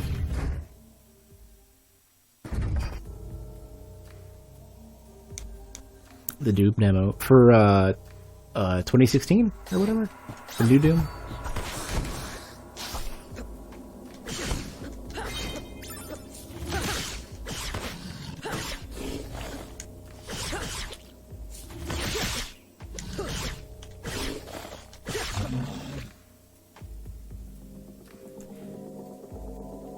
Well, I think we're gonna fight some aspect of reality because we've been messing with time too much, and whatever is in charge of that doesn't really like that. That's my current thought, which is part of the reason why we're so sure about it and why we're joking about it is because games do that a lot. Whenever you could alter the properties of the universe or interrupt fate or whatever, something comes along and says, "Oh, but humanity wanted to die after all," or "How dare you? I'm the only person capable of having this power," or whatever it ends up being, or even you changed reality, you destroyed my reality. My reality is more important than yours, or whatever it ends up being. Those concepts are really, really common.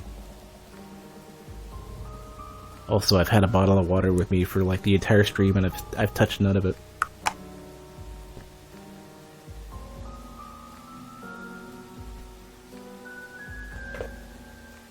You surprised? Why are you surprised?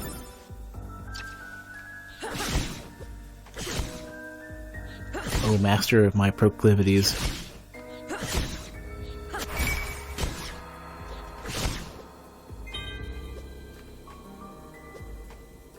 This is a big-ass map. Time Police guy and Rick and Morty, who got his ass kicked by like 50 different dimensions the same. I actually am not really familiar with Rick and Morty.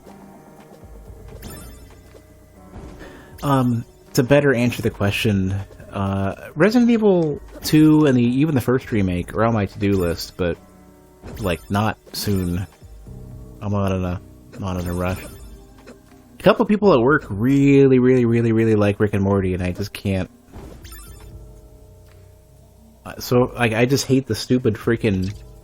I hate the Rick voice.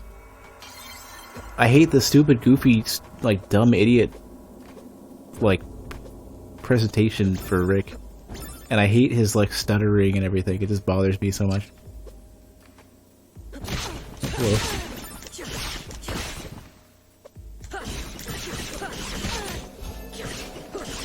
You assume I'm a Resident Evil fan? Am I? Like, do I present myself as like not? I'm asking seriously, not because I'm like offended or anything. But I'm curious. Do I do I present myself as somebody who's like a big horror fan? Because normally I can't. I'm not a horror genre fan to any degree whatsoever, mostly because a lot of horror games tend to be built around jump scares and like simple scares rather than like intellectual horrors and stuff. Like Darkwood is my favorite scary game of all time, unless you count scares in games that aren't horror games. Like Earthbound has amazing scary stuff to it. Undertale has some great, amazing scary stuff to it. Super Metroid is another great example. The end of Chrono Trigger.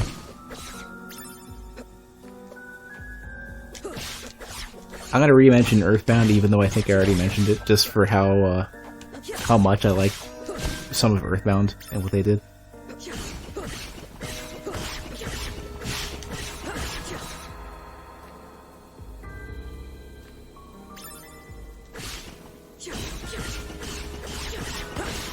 There's the lab in Undertale was crazy. Have a good night, Cruiser.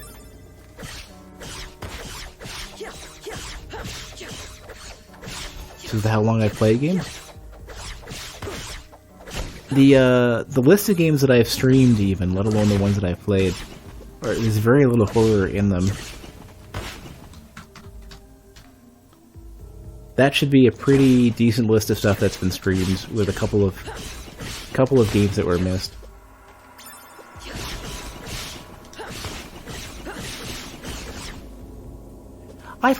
There's probably of the games that I've played but not streamed, there's probably at least like 100 missing there. And most of the ones that I've listed were like older games in the like NES and probably like Super Nintendo Genesis era, and not as much PlayStation 1, not as much older PC games. Alright, so we can end this, but I also want to browse the map a little bit. So the percentages are probably like here, and I don't know. We're 97% in the present. I don't know. I don't think 100% is important, except for this, whatever this is. I want to get back up there and figure it out. I've been busy. I literally have almost touched nothing besides streaming, work, and some minor errands that I can't ignore.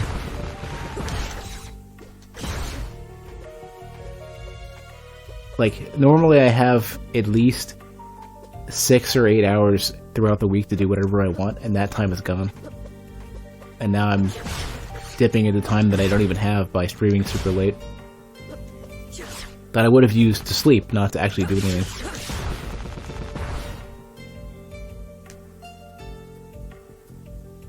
So much for responsibility. This is the rest of our map here.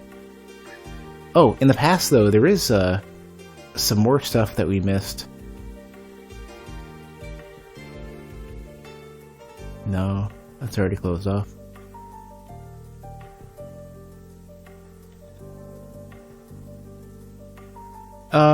Convo, I don't want to have to think about that right now. I'm really, especially with that spreadsheet where I put so much time into it, and it's also so easy to mess up.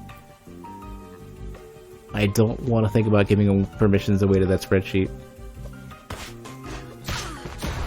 Especially, like, people don't, like, I dare not have people tripping over what basically are SQL queries put into a spreadsheet.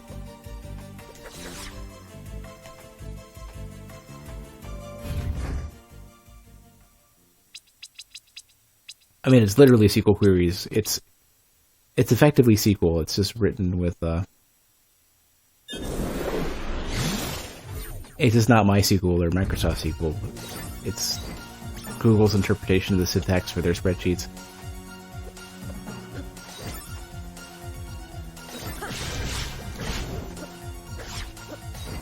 I wonder when Amadeus is going to show up.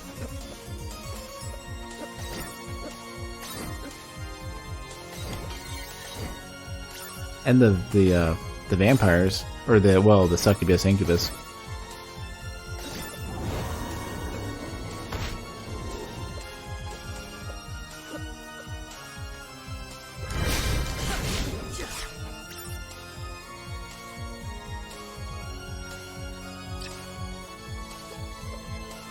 Oh man, I gotta do this again.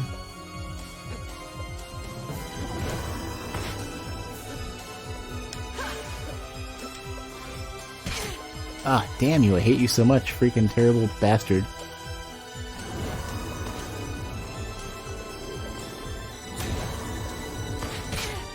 Ah.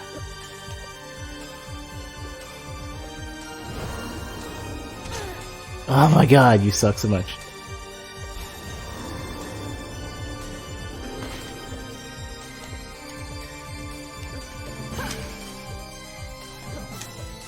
Just barely.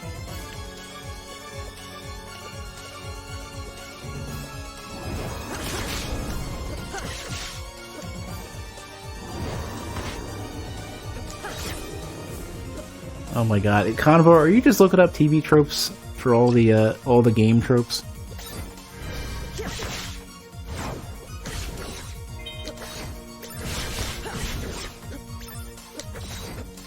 That's a personal failing of mine that I read TV tropes here and there. So like a lot of this stuff I'm gonna see coming like a mile away. I don't think I even needed to get up there. I think the Timespinner is probably over here.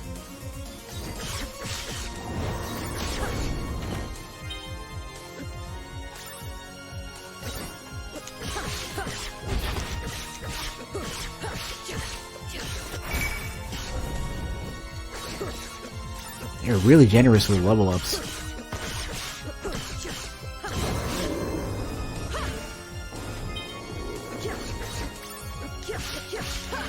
You know what? We're gonna go ahead and skip that guy.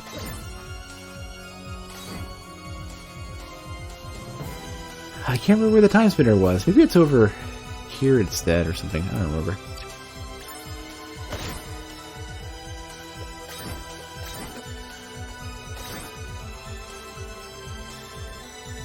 Damn you, so many big rooms.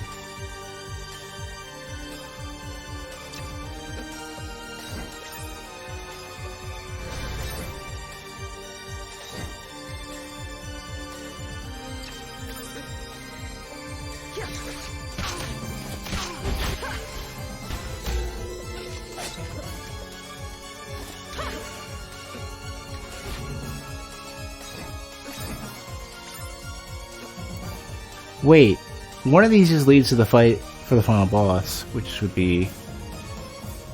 Wait, there's a save room right next to it. I think it was over here then.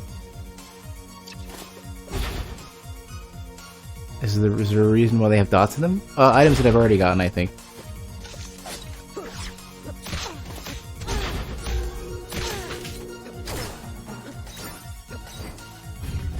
I wonder what the librarian has to say now.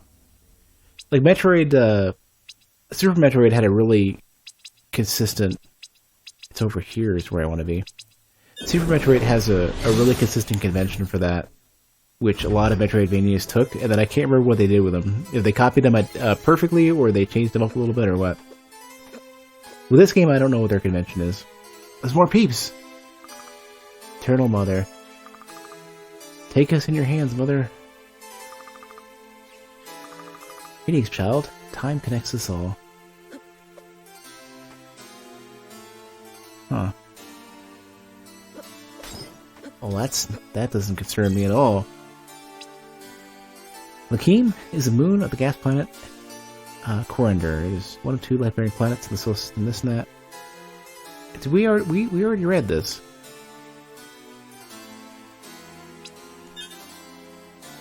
Oh, it's different. Is one of the two life-bearing planets in the solar system of Prat Anka. The planet has an ozone layer and magnetic field that protect from Coriander's radiation. During the Second War of the Sisters, Lakeem's atmosphere was poisoned. The Second War of the Sisters. Lakeem's atmosphere was poisoned by Veletian chemical weapons. Lakim is the homeworld of the Lakim Empire. Since developing space travel technology in 918 AE, the Empire's benevolent reach has spread throughout the Erne galaxy. So they just mentioned that it has the, yeah, this is the one where they basically, the time has been altered just a little bit to show that it's not the only planet.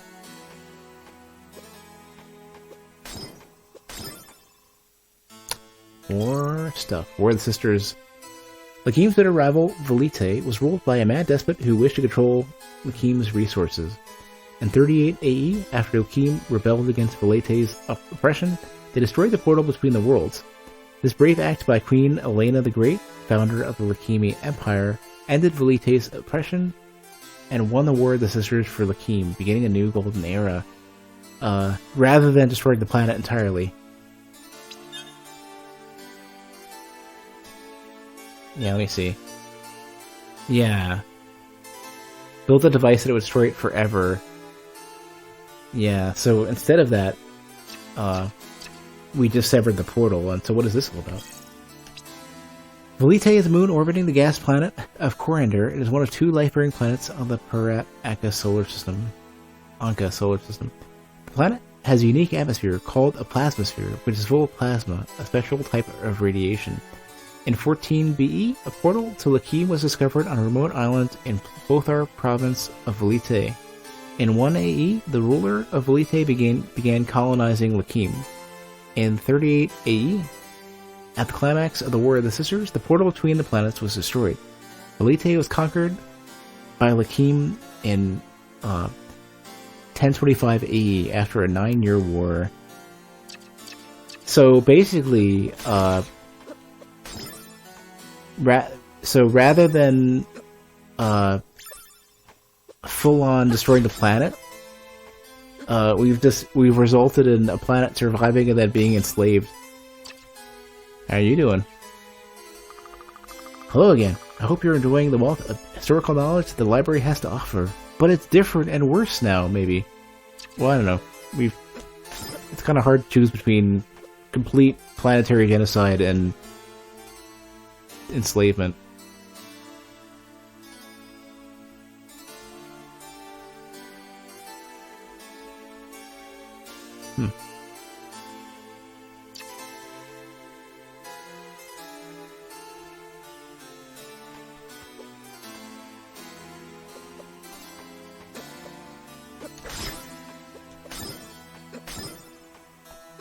Where are we going?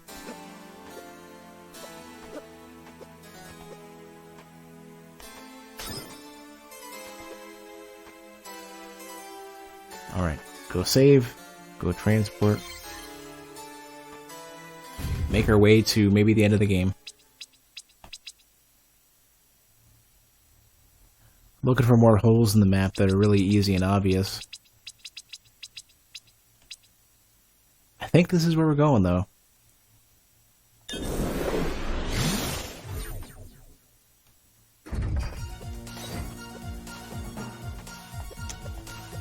But I have to remember, wait a second, hold on.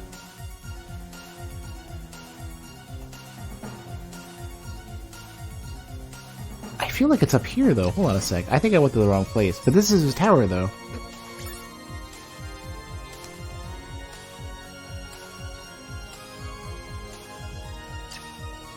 It's really, really tough for me to parse where I'm trying to go here. Partly because my sense of direction is awful. And then also partly because my sense of direction is awful. Amadeus' laboratory. This is sort of where I wanted to go, I think.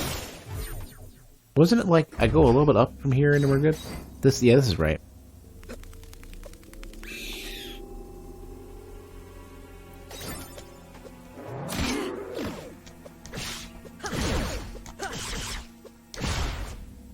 New basic trope theory. Smash Amadeus, fuse with the demon or whatever. Go back in time, kill Nuvaeus as a baby. Fight Two-Phase Eternal Mother Boss. Probably also was for some reason. You know, you're starting to sound like Final Fantasy VII.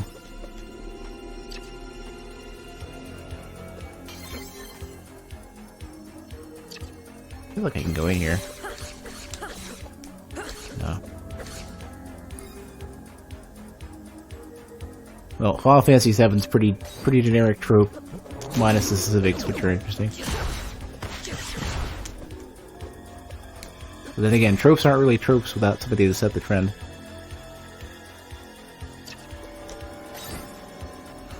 Where's your Timespinner?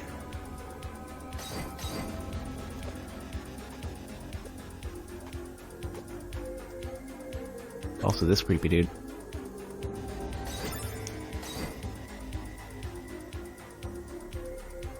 I think I need to go down around him to the side.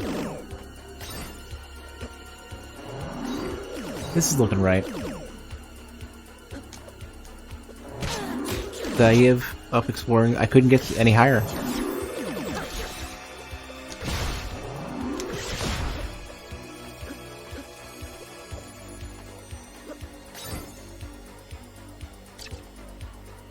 Wait, more chest. Lab coat. Pristine lab coat that enhances the wearer's mental focus. Damage and will. I totally take that over luck. I don't really need luck. I don't need luck. I don't know what the dot is for. The one that I'm... Which one? The one where I am or this dot? Like this is the one where I'm pointing. Oh, the opening. Yeah, I tried to do anything with I couldn't do anything with it. Put a marker there for now, but I can't do anything with it.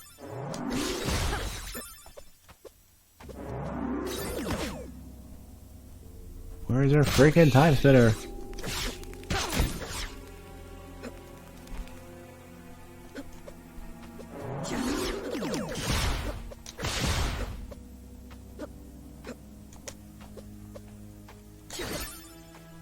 Here it is.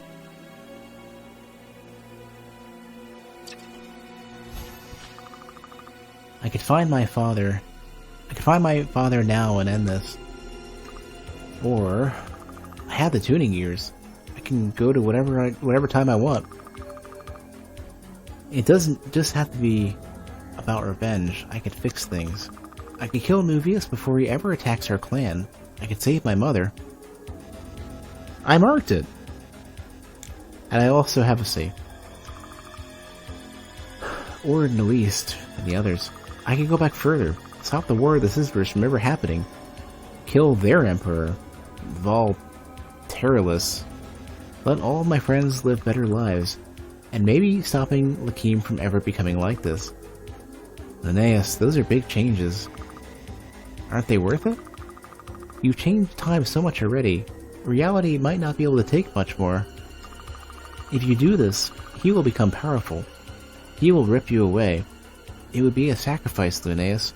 One you would not come back from. Maybe that's why they're saying that everybody gets taken out of time zones, because this thing comes and takes you as a sacrifice. But maybe you could stop him. Who is he? This power you keep mentioning. The Sandman. He controls dreams, and he keeps reality from fracturing. You've given him a lot of power. But maybe you're powerful. So, I could kill Nuvius now, get my revenge, then what? Rule here? Rule here, I suppose. I am the heir. Or return to the past, to live with the others, with my friends. Or, I sacrifice myself, fight this Sandman, and fix everything.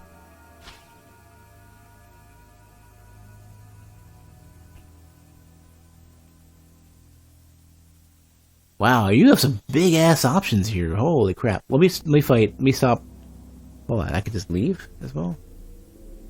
Let me stop Vol Terrorless in the past. Stopping my father has always been my goal. But my duty is just to the survival of my clan, and there's more than one way to do that. And the least, and the others, I have a greater duty as a time messenger. I can make a better world. Have a point, Your Eminence. I know you won't like it, but I propose...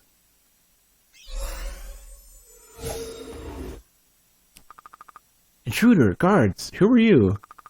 My name is Linnaeus. I'm from the future. Preposterous. You value magic, right, Vol Terrellus? Or Terrellus? That's Emperor Ooh, I wasn't done talking, hey. Whoa, hey. Are we fighting both of you? Wow, we got orbs all over the place now. Put your balls away. We ain't done talking. Elena, you were right about the Lakimi. You should visit them again. Meet with their queen. I think you'll like her. And Vol Torellis, your reign is over. What? Elena, I know it's hard to see it now, but Velite is not the place the elite want to believe it is. Talk to Philia, and find some Velitian soldiers. At least, Rameda, Sakis, Escame. Make sure those last two meet. You'll be a great ruler in peacetime. How dare you? This is treason. I'm not one of your subjects. It's not treason. It's regicide. Oh my god, you're a freaking beast. Alright, we're gonna do this. Oh, jeez. Oh, and I've got superpower now, too.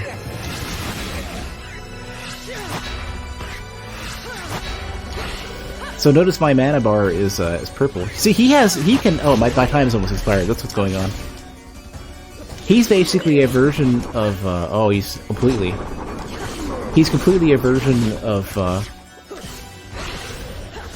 my god, I can't even think right now.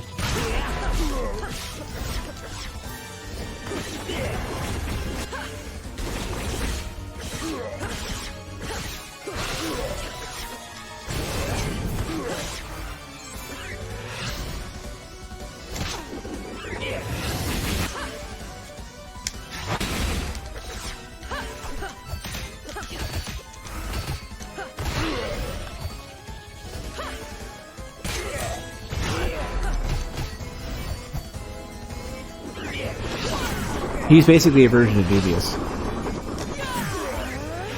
What I'm trying to say. He's also weak to the blue orbs, which is perfect, because I could definitely use the ranged option this time. It seems very clear that she didn't really want to go in there and deal with it anyways. Which is fine.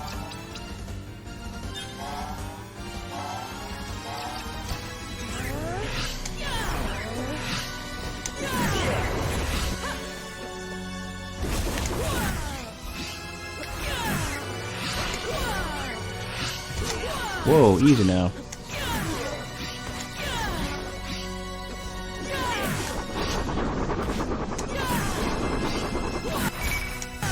Easy. Unfortunately, the Sandman's not gonna be happy with us. Oh, whoops. Wow, okay. This is happening, like, live.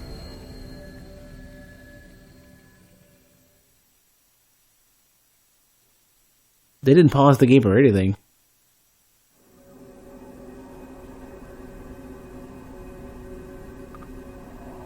What? Where are we? The land of dreams. Or nightmares. So much changed. When you struck the final blow, you had no choice. Who? No choice of what? The Sandman. No choice but to throw everything away, rather than try to fix so much. Everything? All of reality. What? You told me I could fix it, that I would be lost, but not everything. I did say that. But it's not over. I saved you. I brought you here, where I was born, so you could stop him. Why? He's grown too powerful. What is he? A god, if there are such things. Convo's right. You said he was like you. Yes. Are you a god? If there are such things, perhaps. And you, what lured me here? You made your own choice. Have I killed this Sandman? Sandman exists because he has to. Something must fix time. If he died, something else would have to take his place. Like you. Or you. And I could fix time. If you're powerful enough. I exist because you exist. I want what you want. Well, I will admit, I'm an expert on time paradoxes. Fine. I guess this time messenger has a report to deliver to the whole freaking universe. We're about to be under new management. Oh, I wanted to go grab my, some energy. Or whatever. Oh my god, I don't know if I want to go to a save point or what. What are our options? Oh god. I suppose I can leave. Well, I've saved, so we've permanently...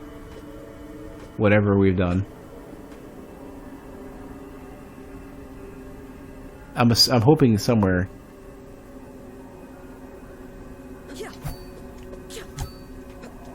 Oh, are we gonna get the ability to fly at some point? Funny Gods is, yeah.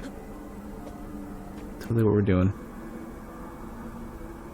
I like how the training dummy is a king, and it didn't really occur to me how important that would be to know until now. Excuse me. I have to get him out before the fight starts. Can't be sneezing all over the boss fight. Ugh. Apologies to everybody on YouTube in advance.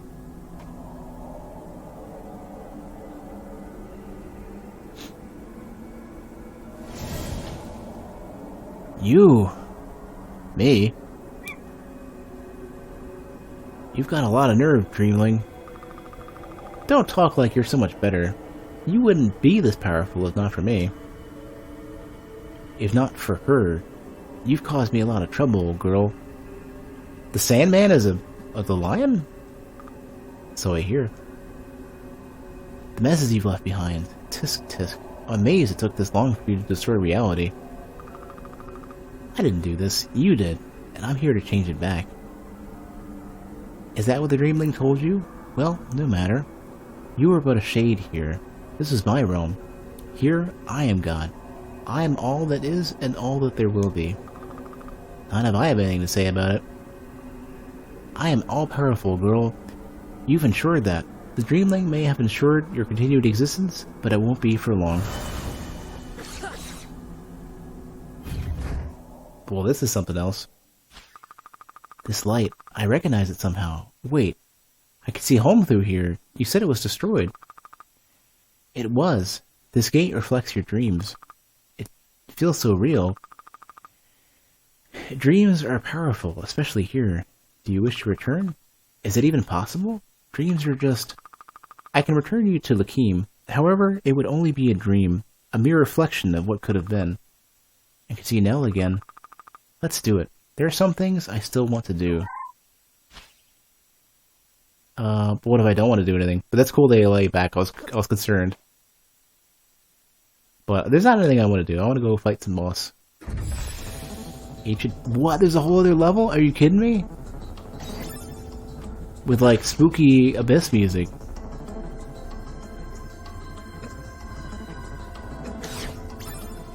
No, I think the dragon is an aspect of our intent. And basically gives us an extra... Whoa, okay. Gives us an extra, an outside source of agency. Oh, and these guys don't operate within time, too, so stopping time doesn't really do anything.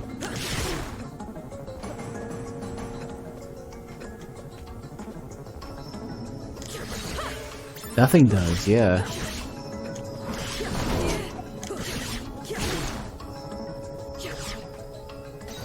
So our time powers do nothing here.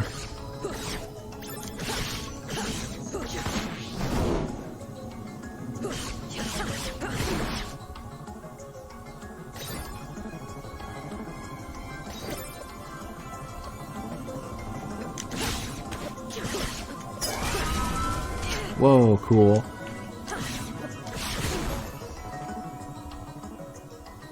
Scary though. I might be able to go through these things, but I probably can't. Let's see. Nope. They still exist.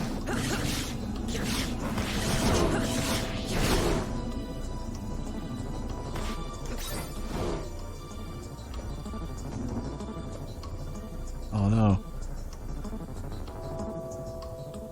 Whoa, okay, alright. I can only hope I get the ability to fly at some point, otherwise this will be tough.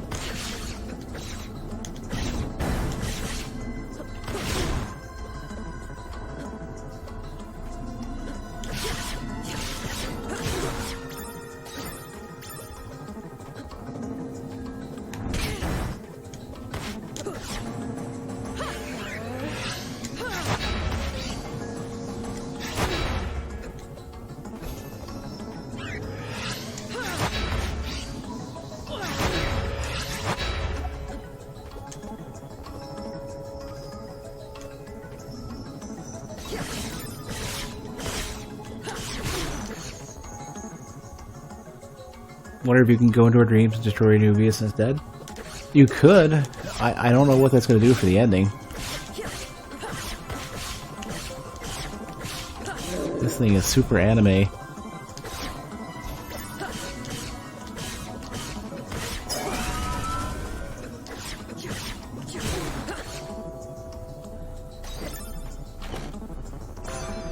Celestial Sash. A sparkling azure sash. Use up and L1 to jump higher. So here's her flying. Here's basically literally Symphony of the Night, or, you know, whatever it ends up being. Almost all of the Metroidvania games eventually got this, where you can infinitely jump up. All of the classic ones. If we get a dive kick, then that'll complete the set.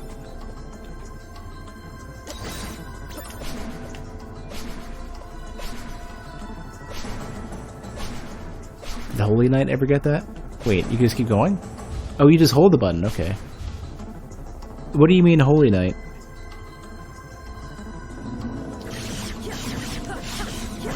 Hollow Knight. Hollow Knight got... No. No. I'm trying to figure out if that thing's a butt with a face, or what is that? Is that one of P's emotes? Hold on. No. Yeah, I don't think Hollow Knight got one, but many other games did. Every like Konami Metroidvania did. What's the cat thing?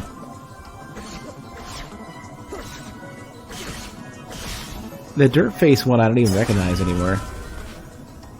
It's just like a butt with a face on it. I'm so quickly running out of like all of everything I need to fight this stuff.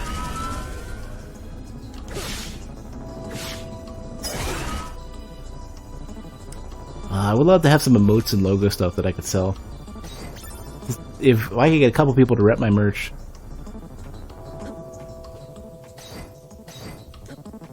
Is there any lob shots? Like the axes in Castlevania? Oh, here we go. See, it's one of those deals. So these are just teleporters. These aren't even necessarily,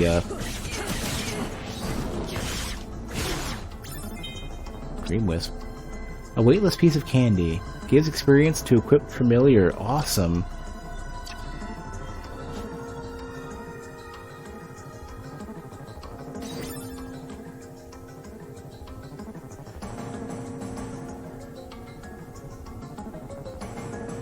Kinda glad there's no more enemies on this one. Here's a Sandman, probably.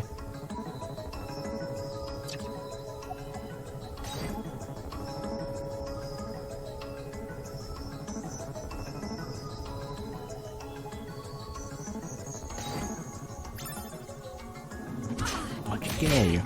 Shoot.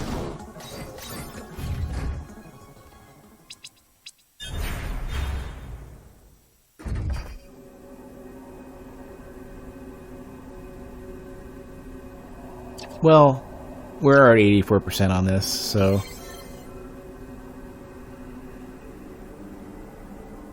I just wanted to head up. Oh, hello. You're supposed to resemble... You're... Interestingly enough, a symbol of the Sandman. What is this all about? Another portal. Temporal Gyre. Okay. What? What even? What is this place? This is what remains of existence, like a ship lost to a storm. Everything has been washed away. Here is where the flotsam and jetsam have gathered. Sounds messy. You won't find the Sandman here. I suggest we turn back. But maybe I could find something to help me defeat him? Or you could find your death. Oh, so this is like... This is the... If you're willing to go in, then... This is the, like, expert dungeon or whatever, which we're totally gonna go into anyways.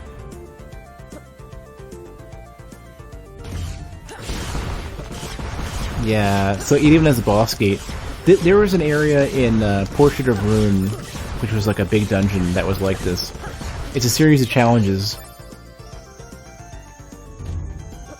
Yeah, whoa. And they tended to have unique stuff. They tended to have really difficult challenges.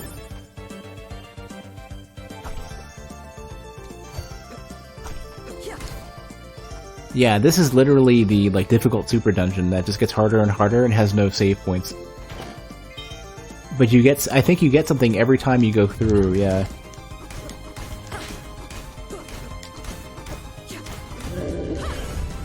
And these guys can be frozen.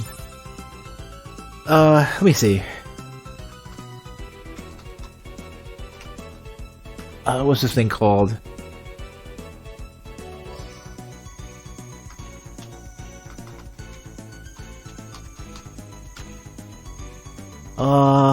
What was this called? I think it was the Nest of Evil. Let me see. I beat this, by the way. Yeah. This is the one. Nest of Evil is a secret location in Castlevania Portrait of Ruin. This hidden area can be accessed only by having a map exploration rate of at least 888%. The Nest of Evil's environment greatly resembles both a Coliseum and a black market fighting area. And then here's the details for it. But this is basically the Nest of Evil in this game. Yeah, well, Portrait of Ruin had like a bunch of worlds you could go through, and it made up because each portrait was a summoner.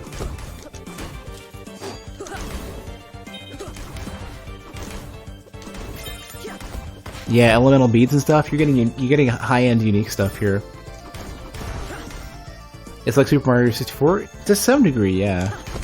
Not as many worlds though. But this is even almost the same layout as the Nest of Evil, and there's something like every time you pass, there's something new to get. Yeah, another Dream Wisp, like high-end, amazing items and high rarity stuff. But at the end, there's probably gonna be a super boss or something.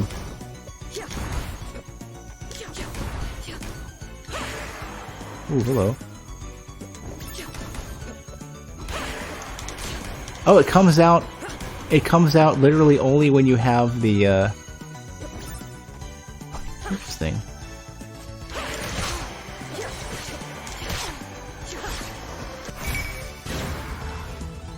Only when you're stopping time. That's crazy.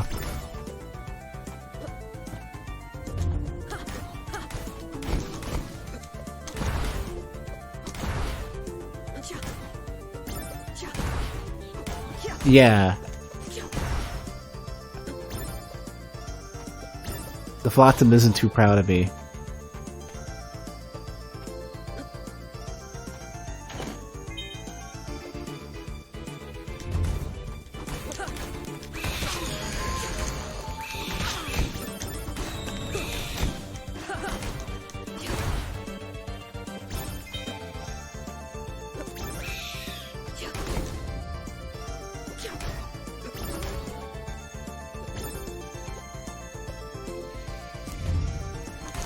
Flotsam and Jetsam are basically like carried in the ocean. I'm not going to explain it really well because I never use the terms ever. You should Google it. You'll have a better description. I never ever use those terms ever. Wait, was it? Ooh, wait. Oh no. Oh, I see. Every time you go through it, they take you to a boss, which is very simple. Oh god. Hey, Zap. So, every time you go through this, they, you have a series of rooms, and then you have a boss, and it's going to get harder and harder, and I hope this isn't the end of it, because if this is anything like the Nest of Evil, it is going to get, like, sickeningly difficult, which is part of why it's good we have a save point, but it also means that, we're boned, depending on whether or not we can escape. Ooh. Oh, dude, I saw this in the GIFs and stuff. This guy's gonna be a beast.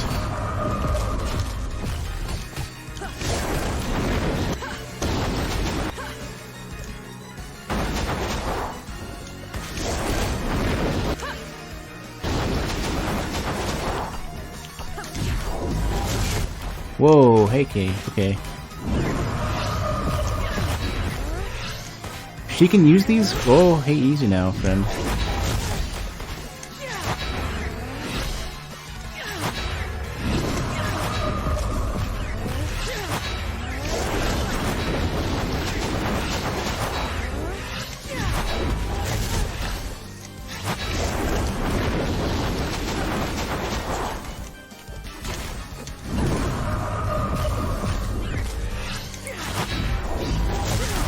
Definitely getting harder and harder, for sure.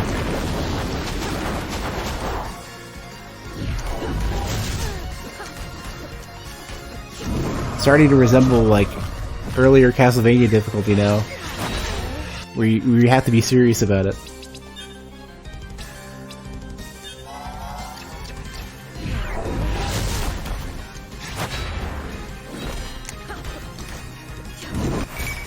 Glad I picked up the gun.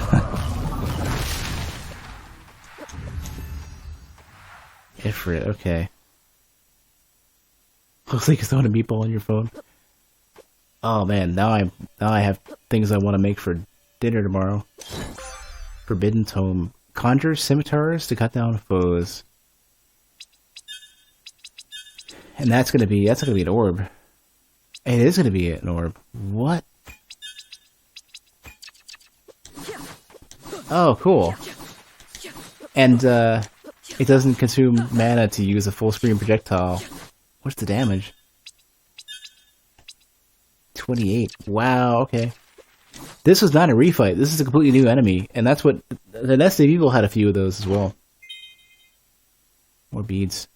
This takes us to the next section, probably. No! Are you kidding me? Wait. Do you have another shot at it? Different enemies. This is randomized. Maybe there's another section for this.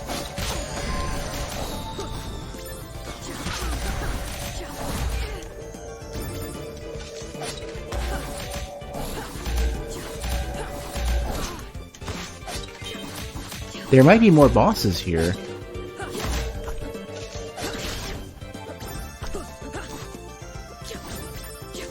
I don't know. I actually don't know. Oh, jeez.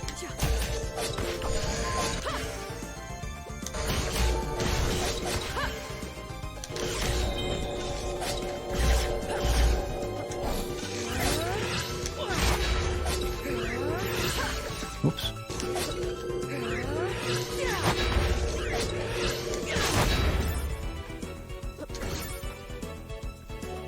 I don't know what to expect, but it's different. If there's more chests, then I don't know what to expect anymore.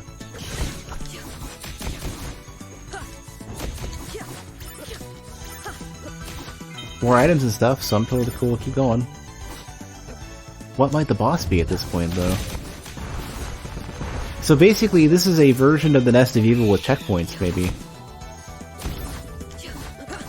The Nest of Evil was a truly nasty place, so considering the difficulty of this game, if it scaled up to Nest of Evil immediately, then I'd be terrified.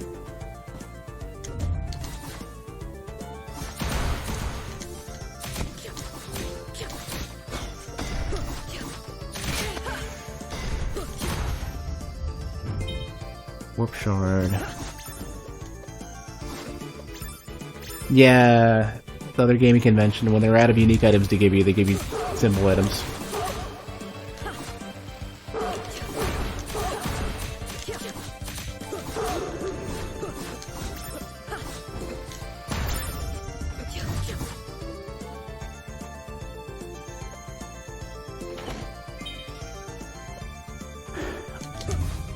High potions, I think, are pretty right, though. They expect us to need those? Oh. Well, at least they're not giving us mega elixirs.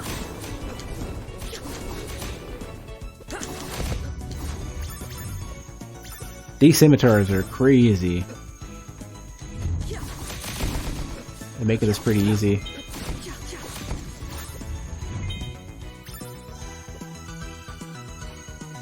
Alright. Time for new ball. Whoa! Alright. Apparently we're getting more serious by the minute. Whoa. Raven Lord. We've got basically a mix between the bat creature in we've got Legion, we've got bats, we've got shmups.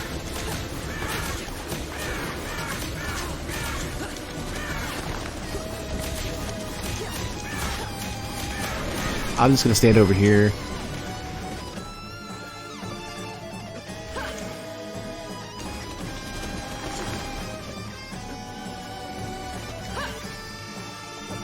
Here you are. 315. Jeez. I bet you there's a bottomless pit here somewhere I gotta worry about. Oh, Legion was, you know Legion, right? Hope you know Legion. Legion was an amalgamation of corpses.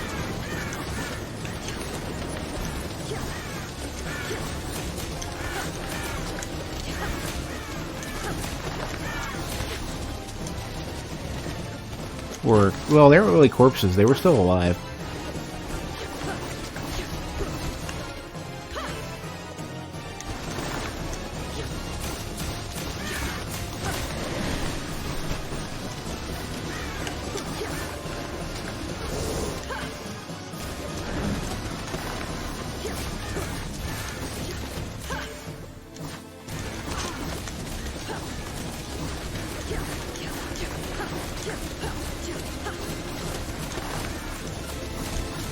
I hate to fight this about the scimitars. Get dunked.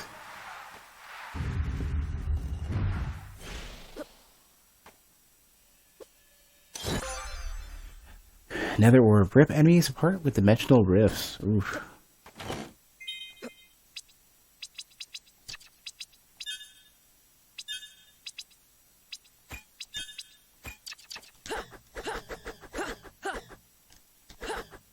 Did they do a lot of damage or something? Not really.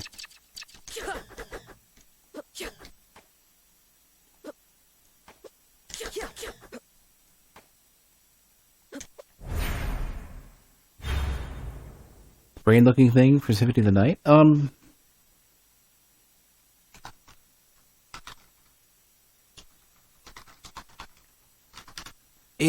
It's a really common boss in all the Castlevania games. I guess it looks brain-like.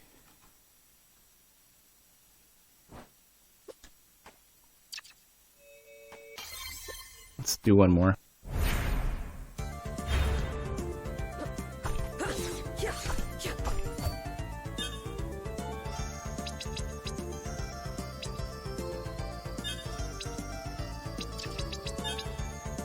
So few rings.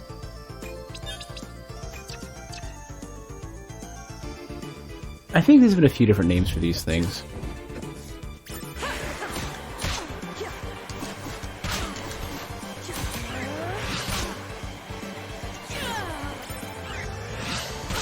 Jeez, this thing is a beast.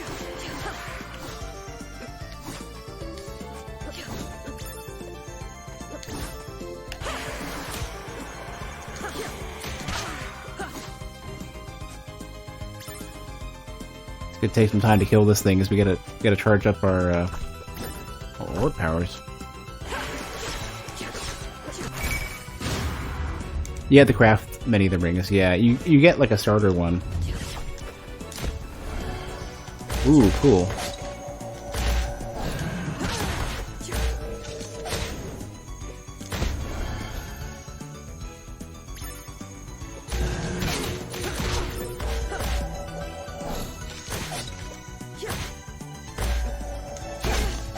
These guys don't do it. combat helmet. Yeah, maybe on kill AoE.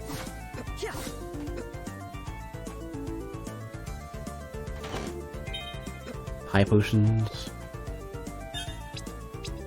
How many of these do I have? High Ether is 150. 250. It's good.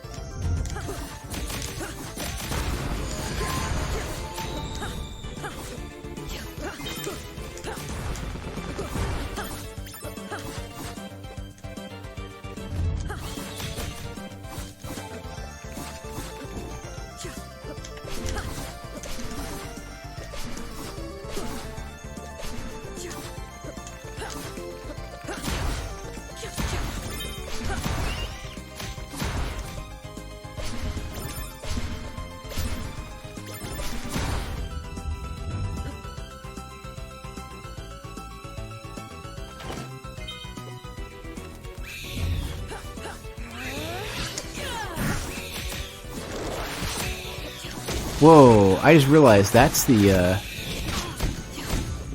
boss that summons Ifrit.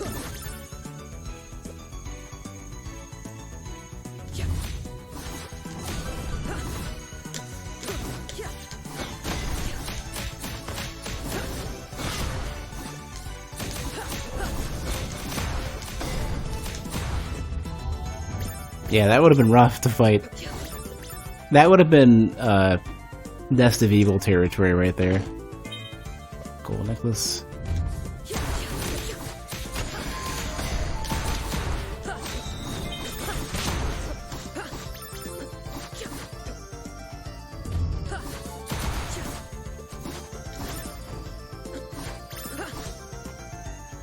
Alright, what are we gonna fight this guy with?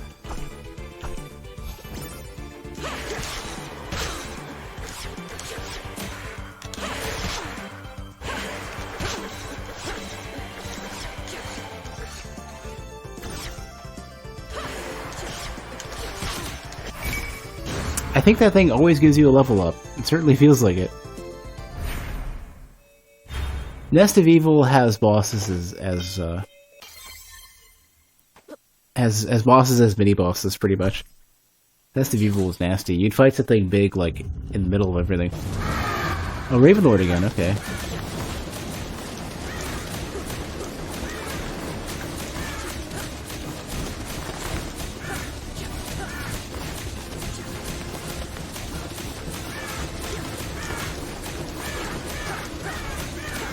Yeah, this is probably RNG.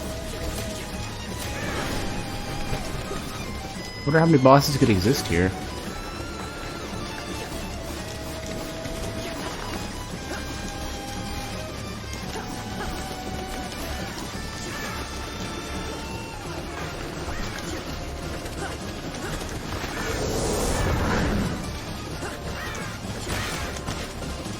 That's not really a very effective.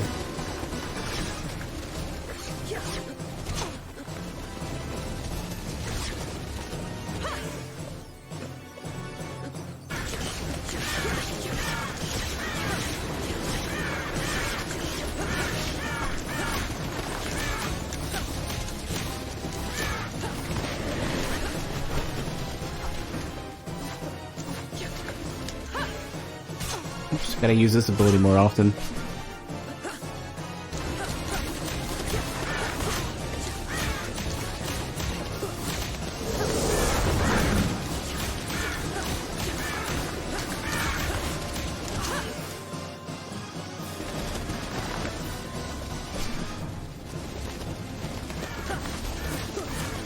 That'd be at least 3 different bosses? I don't know. I actually, if this is RNG, I'd love to just get a count. I don't want to spend forever fighting all these bosses and only getting the same 1 or 2. Unless there's like a Raven fight number 2 coming up.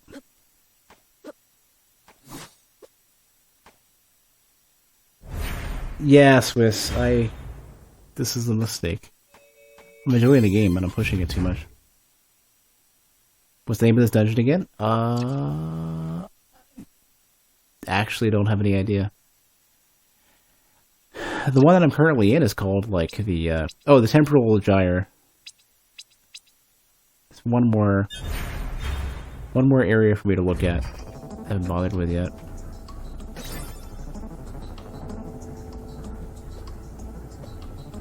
Wait.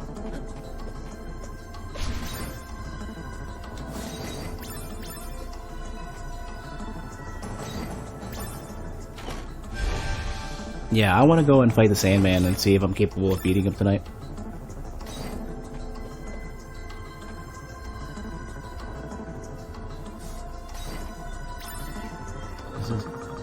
Huh? The way to the inner chamber is blocked. Real clever, Sandman.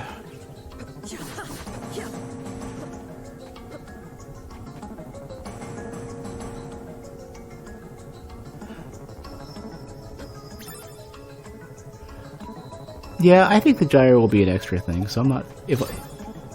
I'd be willing to spend more time on it if I struggle with the Sandman, but I'm also willing to just go fight the Sandman.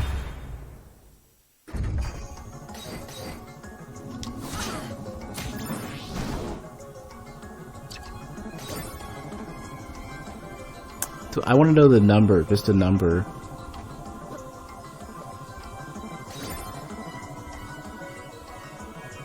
Feel free to tell me the number of bosses in the Temporal Gyre. Just 2? Perfect. Okay, so we've already done them. Dunked him too. Oh, I should have gone back to see what this is all about. Well, that's fine. They were good bosses. Alright, here we go. Let me switch my... well... yeah, let's go. Okay, Sandman. Show me what you got. You can't hide forever, Sandman. You delude yourself into thinking I have to. You've made me powerful, Linnaeus. My mark spreads across reality. I am a god. So I hear. Fixing everything in my wake, is that it? But then you just, what? Gave up? Threw it all away? Sounds like you weren't good enough at your job. How dare you? I am a god. I am one of the Ascended. Sure, yet here I am. And I want my universe back. So, I guess this is Deicide. Oh, geez, okay. Hey, I can stop time here. What are you doing?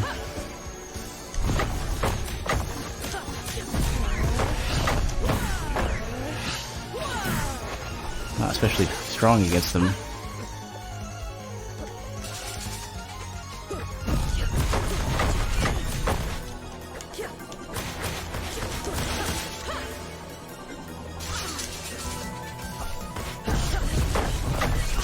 Probably not weak to anything, really.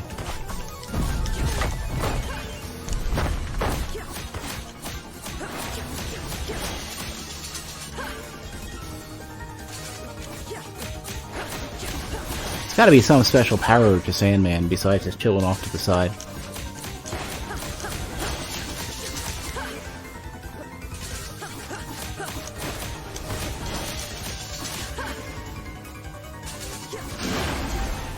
Here we go. What do you do?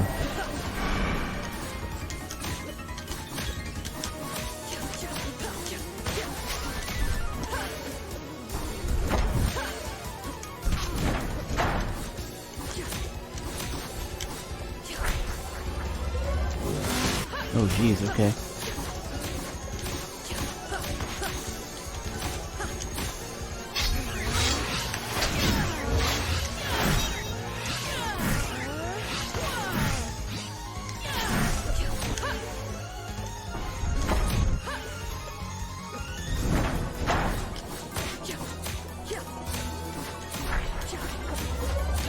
I don't think... I noticed that was going to happen, too.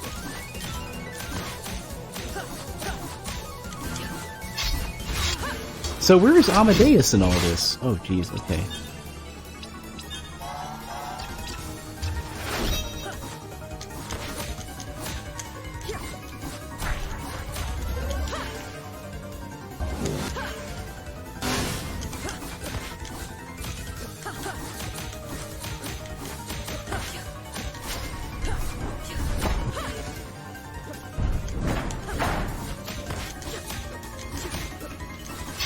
So far, this isn't super tough.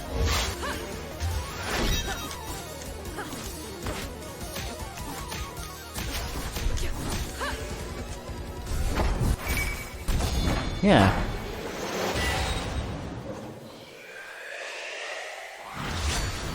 Think, whoa. Oh jeez. Nightmare.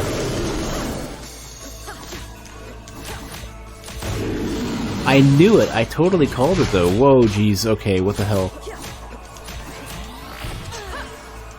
Oh, what the? You can just do it? Okay, that makes...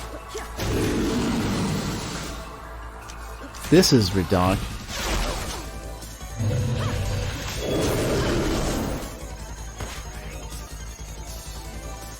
I never fought a boss that had that particular screen wrap mechanic. It's part of the boss. Sand vial. Restores... Oh, you know, I never ever use these. You really should pay attention to those. Jeez, okay, I need to better manage my HP here.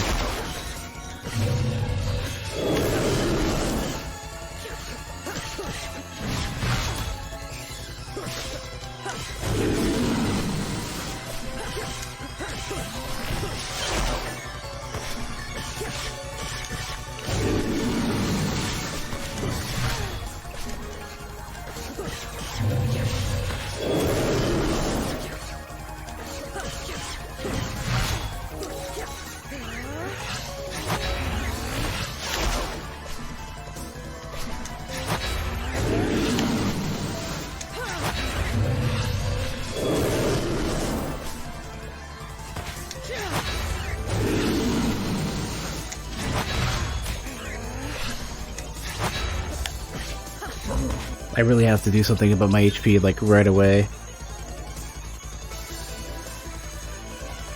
The frame perfect get behind them and hit from the same side? I mean...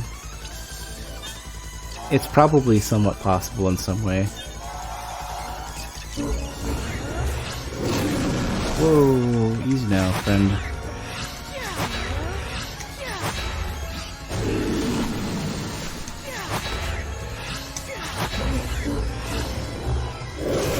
Oh my god, I gotta be really careful about that.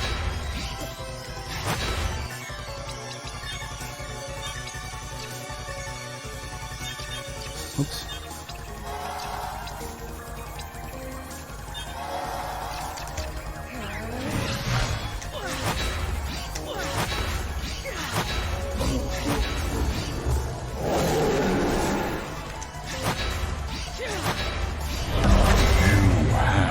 Hey.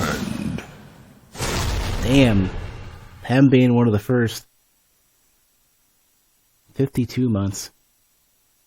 Just as we beat what seems to be maybe the penultimate boss, perhaps. We'll see. Ah. What? You were powerful, Lunaeus. The universe cannot exist without someone to protect time. And the Sandman is gone. Am I ascending? What am I? The Eternal Mother! Surprise, surprise. You called it. I didn't even think that would be the truth. Linnaeus is gone. You are the goddess of time. You were the Eternal Mother who has appeared throughout the ages. But the universe, the Sandman destroyed it. Ironically, he did not have time. It's all still here in his realm.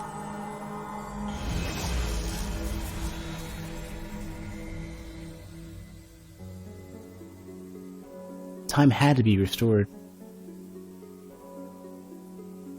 I restored it. The Eternal Mother restored it. The greatest sacrifice, I never existed, but in exchange, I could fix it all. The ultimate time messenger, I suppose, my truest calling. My friends, my family, would be okay. And with the signing of this treaty, Valete recognizes Lakim as a fully independent nation and ally. For those Valetians wishing to remain, we will be expanding our settlements and Velite has agreed to share its supply of plasma to all. We can thank the Eternal Mother for this peace. To all of you... Oh, look who it is! It's Philia. To all of you, I know this has been a rough few years. Velite is now tasked with reviewing the policies enacted under their late emperor. It's time to work together to build two strong nations. We are sister worlds. Together we are strong. This is a good day. My love, we have made a better world. Goddess be blessed. Lakim is a tranquil place. I made sure of that. Velite and Lakim kept their peace for generations. Plasma was shared, and the bleakness truly cured. They still explore the universe, delve into its secrets. Secrets I can see now, but for knowledge, understanding, not conquest. The Eternal Mother guides their way. I guide their way. With the Sandman groveling below. The universe has the happiness I never could.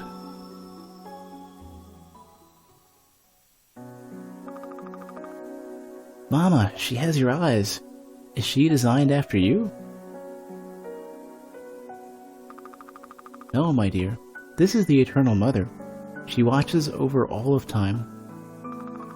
The myths say that once she taught us the gift of time as well. Some of us were heroes, but that time is long over. Maybe she designed me after herself. The Eternal Mother is the guardian of our people, just like I am to you and your siblings. And maybe one day, one of you will be for our clan as a Quayland messenger to the other cities of our world, and maybe beyond.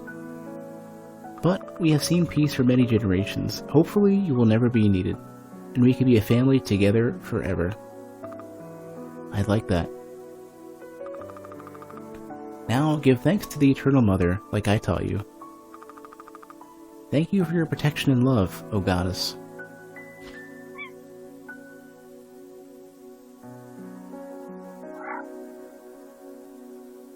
Alright, my F.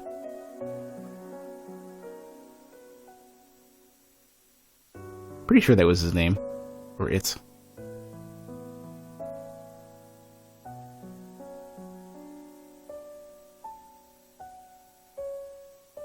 Well, I mean, Zathradex, there's at least, there's the bots, they're all there. And Swiss has been curating them all as we play. And they'll eventually end up on YouTube somewhere down the line. And I'm locally recording everything too.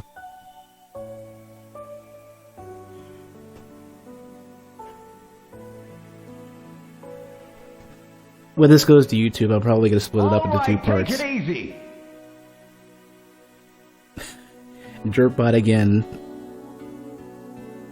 Probably the best choice we would have had at the end of a game. 1.1. Good enough. I love the so those are the announcer sounds from Fighter's Destiny. My favorite fighting game announcer of all time, and one of the coolest fighting games that needed a spiritual successor of some sort.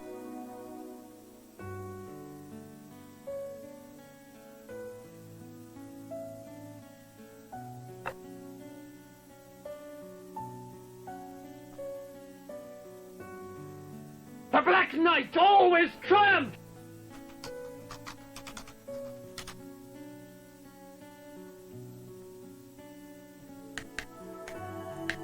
Oh, you can speed it up. Okay. I was messing around with the analog stick for a second. We've already seen this the entire way through once, so I'm fine with a bit of scrolling. Yeah, nobody has. Before they broke apart, Super Best Friends did a video on it. One of their Friday Night Fights or whatever. Friday Night Fisticuffs? Really amazing game, and that particular video was awesome too.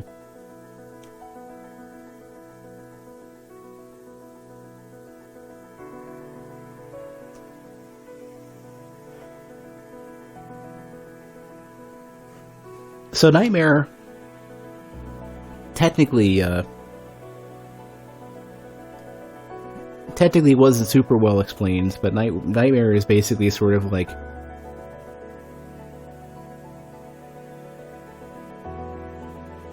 I don't know how to explain it. If we were already the Eternal Mother in the present, doesn't that mean that we had to become the Eternal Mother no matter what?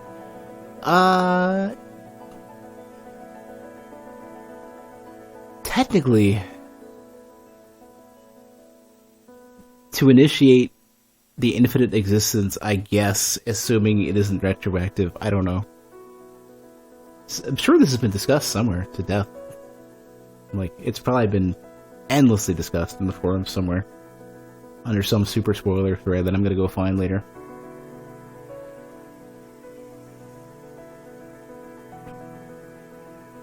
But now I can start going to the wikis and stuff and read up on what additional enemies, bosses, story stuff I missed or didn't understand or whatever. You know, it's funny. This particular stream was longer than the how long to beat for the entire game.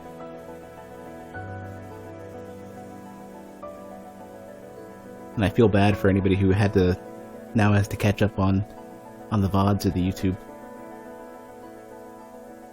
Also, hello YouTube. We've been together for a long time.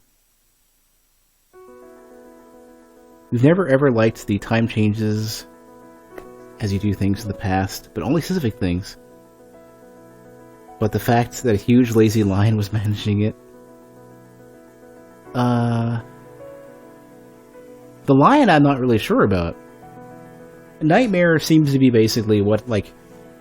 Basically, if nobody takes up the task of managing it, then that's the ultimate terrible consequence that everyone must endure, or just it's the end of the universe. It's literally Necron at that point. It's basically saying, you know, Necron is like, you know, the universe no longer wishes to persist, the crystal has been destroyed, I am the will of the universe attempting to end itself, and you know, you get to represent hope on the fight against that and establish a new beginning or whatever. And that was pretty much what Nightmare was. And I guess Sandman, I don't know who's I'm guessing then there's a pantheon of varying powers of deities that all of the familiars are part of, that all have some responsibility of maintaining the dream or maintaining reality.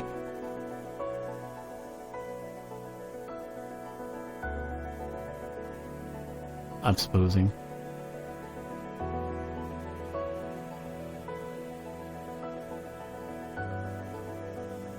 I don't know. I gotta read up on it.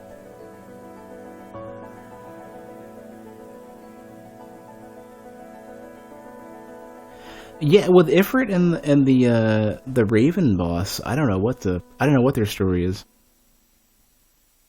Maybe. Oh yeah, I guess so. I guess in that case, there's no. There's the dragon, Ifrit. You technically count the sprite, the demon. Yeah, at least them. Dude, Legacy of Kain is too complex for me. The time stuff. I've read a little bit on the wiki, and they had an even more convoluted thing going on that they didn't even get a chance to finish.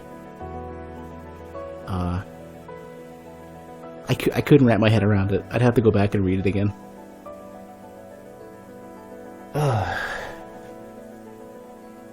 So...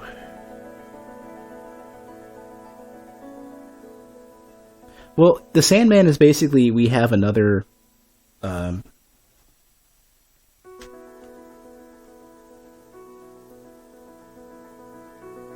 don't even know how to explain it, like another, you have the same power of the Sandman, but you're not quite, you've only ascended into whatever that is, I suppose. An aspect of reality, or, I'm not really sure. The thing about time is that everything that happens will always happen exactly as it's meant to, because it's just loop and loops and loops. Well, assuming that you don't view time as a fourth-dimensional thing. And then, you know, or, well, really it would have to be time is the fourth dimension in which there's at least two axes, or well, one axis, you go forward or backwards. And then, if you, what is the name of that? There's a video that explains 10-dimensional theory really well, where they start to go into, like, so you have every possibility as a branch upon itself, every infiniteness to another infiniteness, as being another few sets of dimensions, and it gets really complex.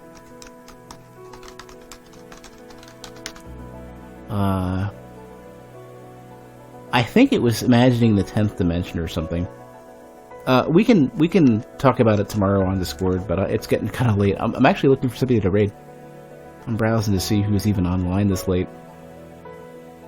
As for me, I'm somewhat beat. I'm exhausted. It's also too hot in my apartment, so I'm also starting to doze off.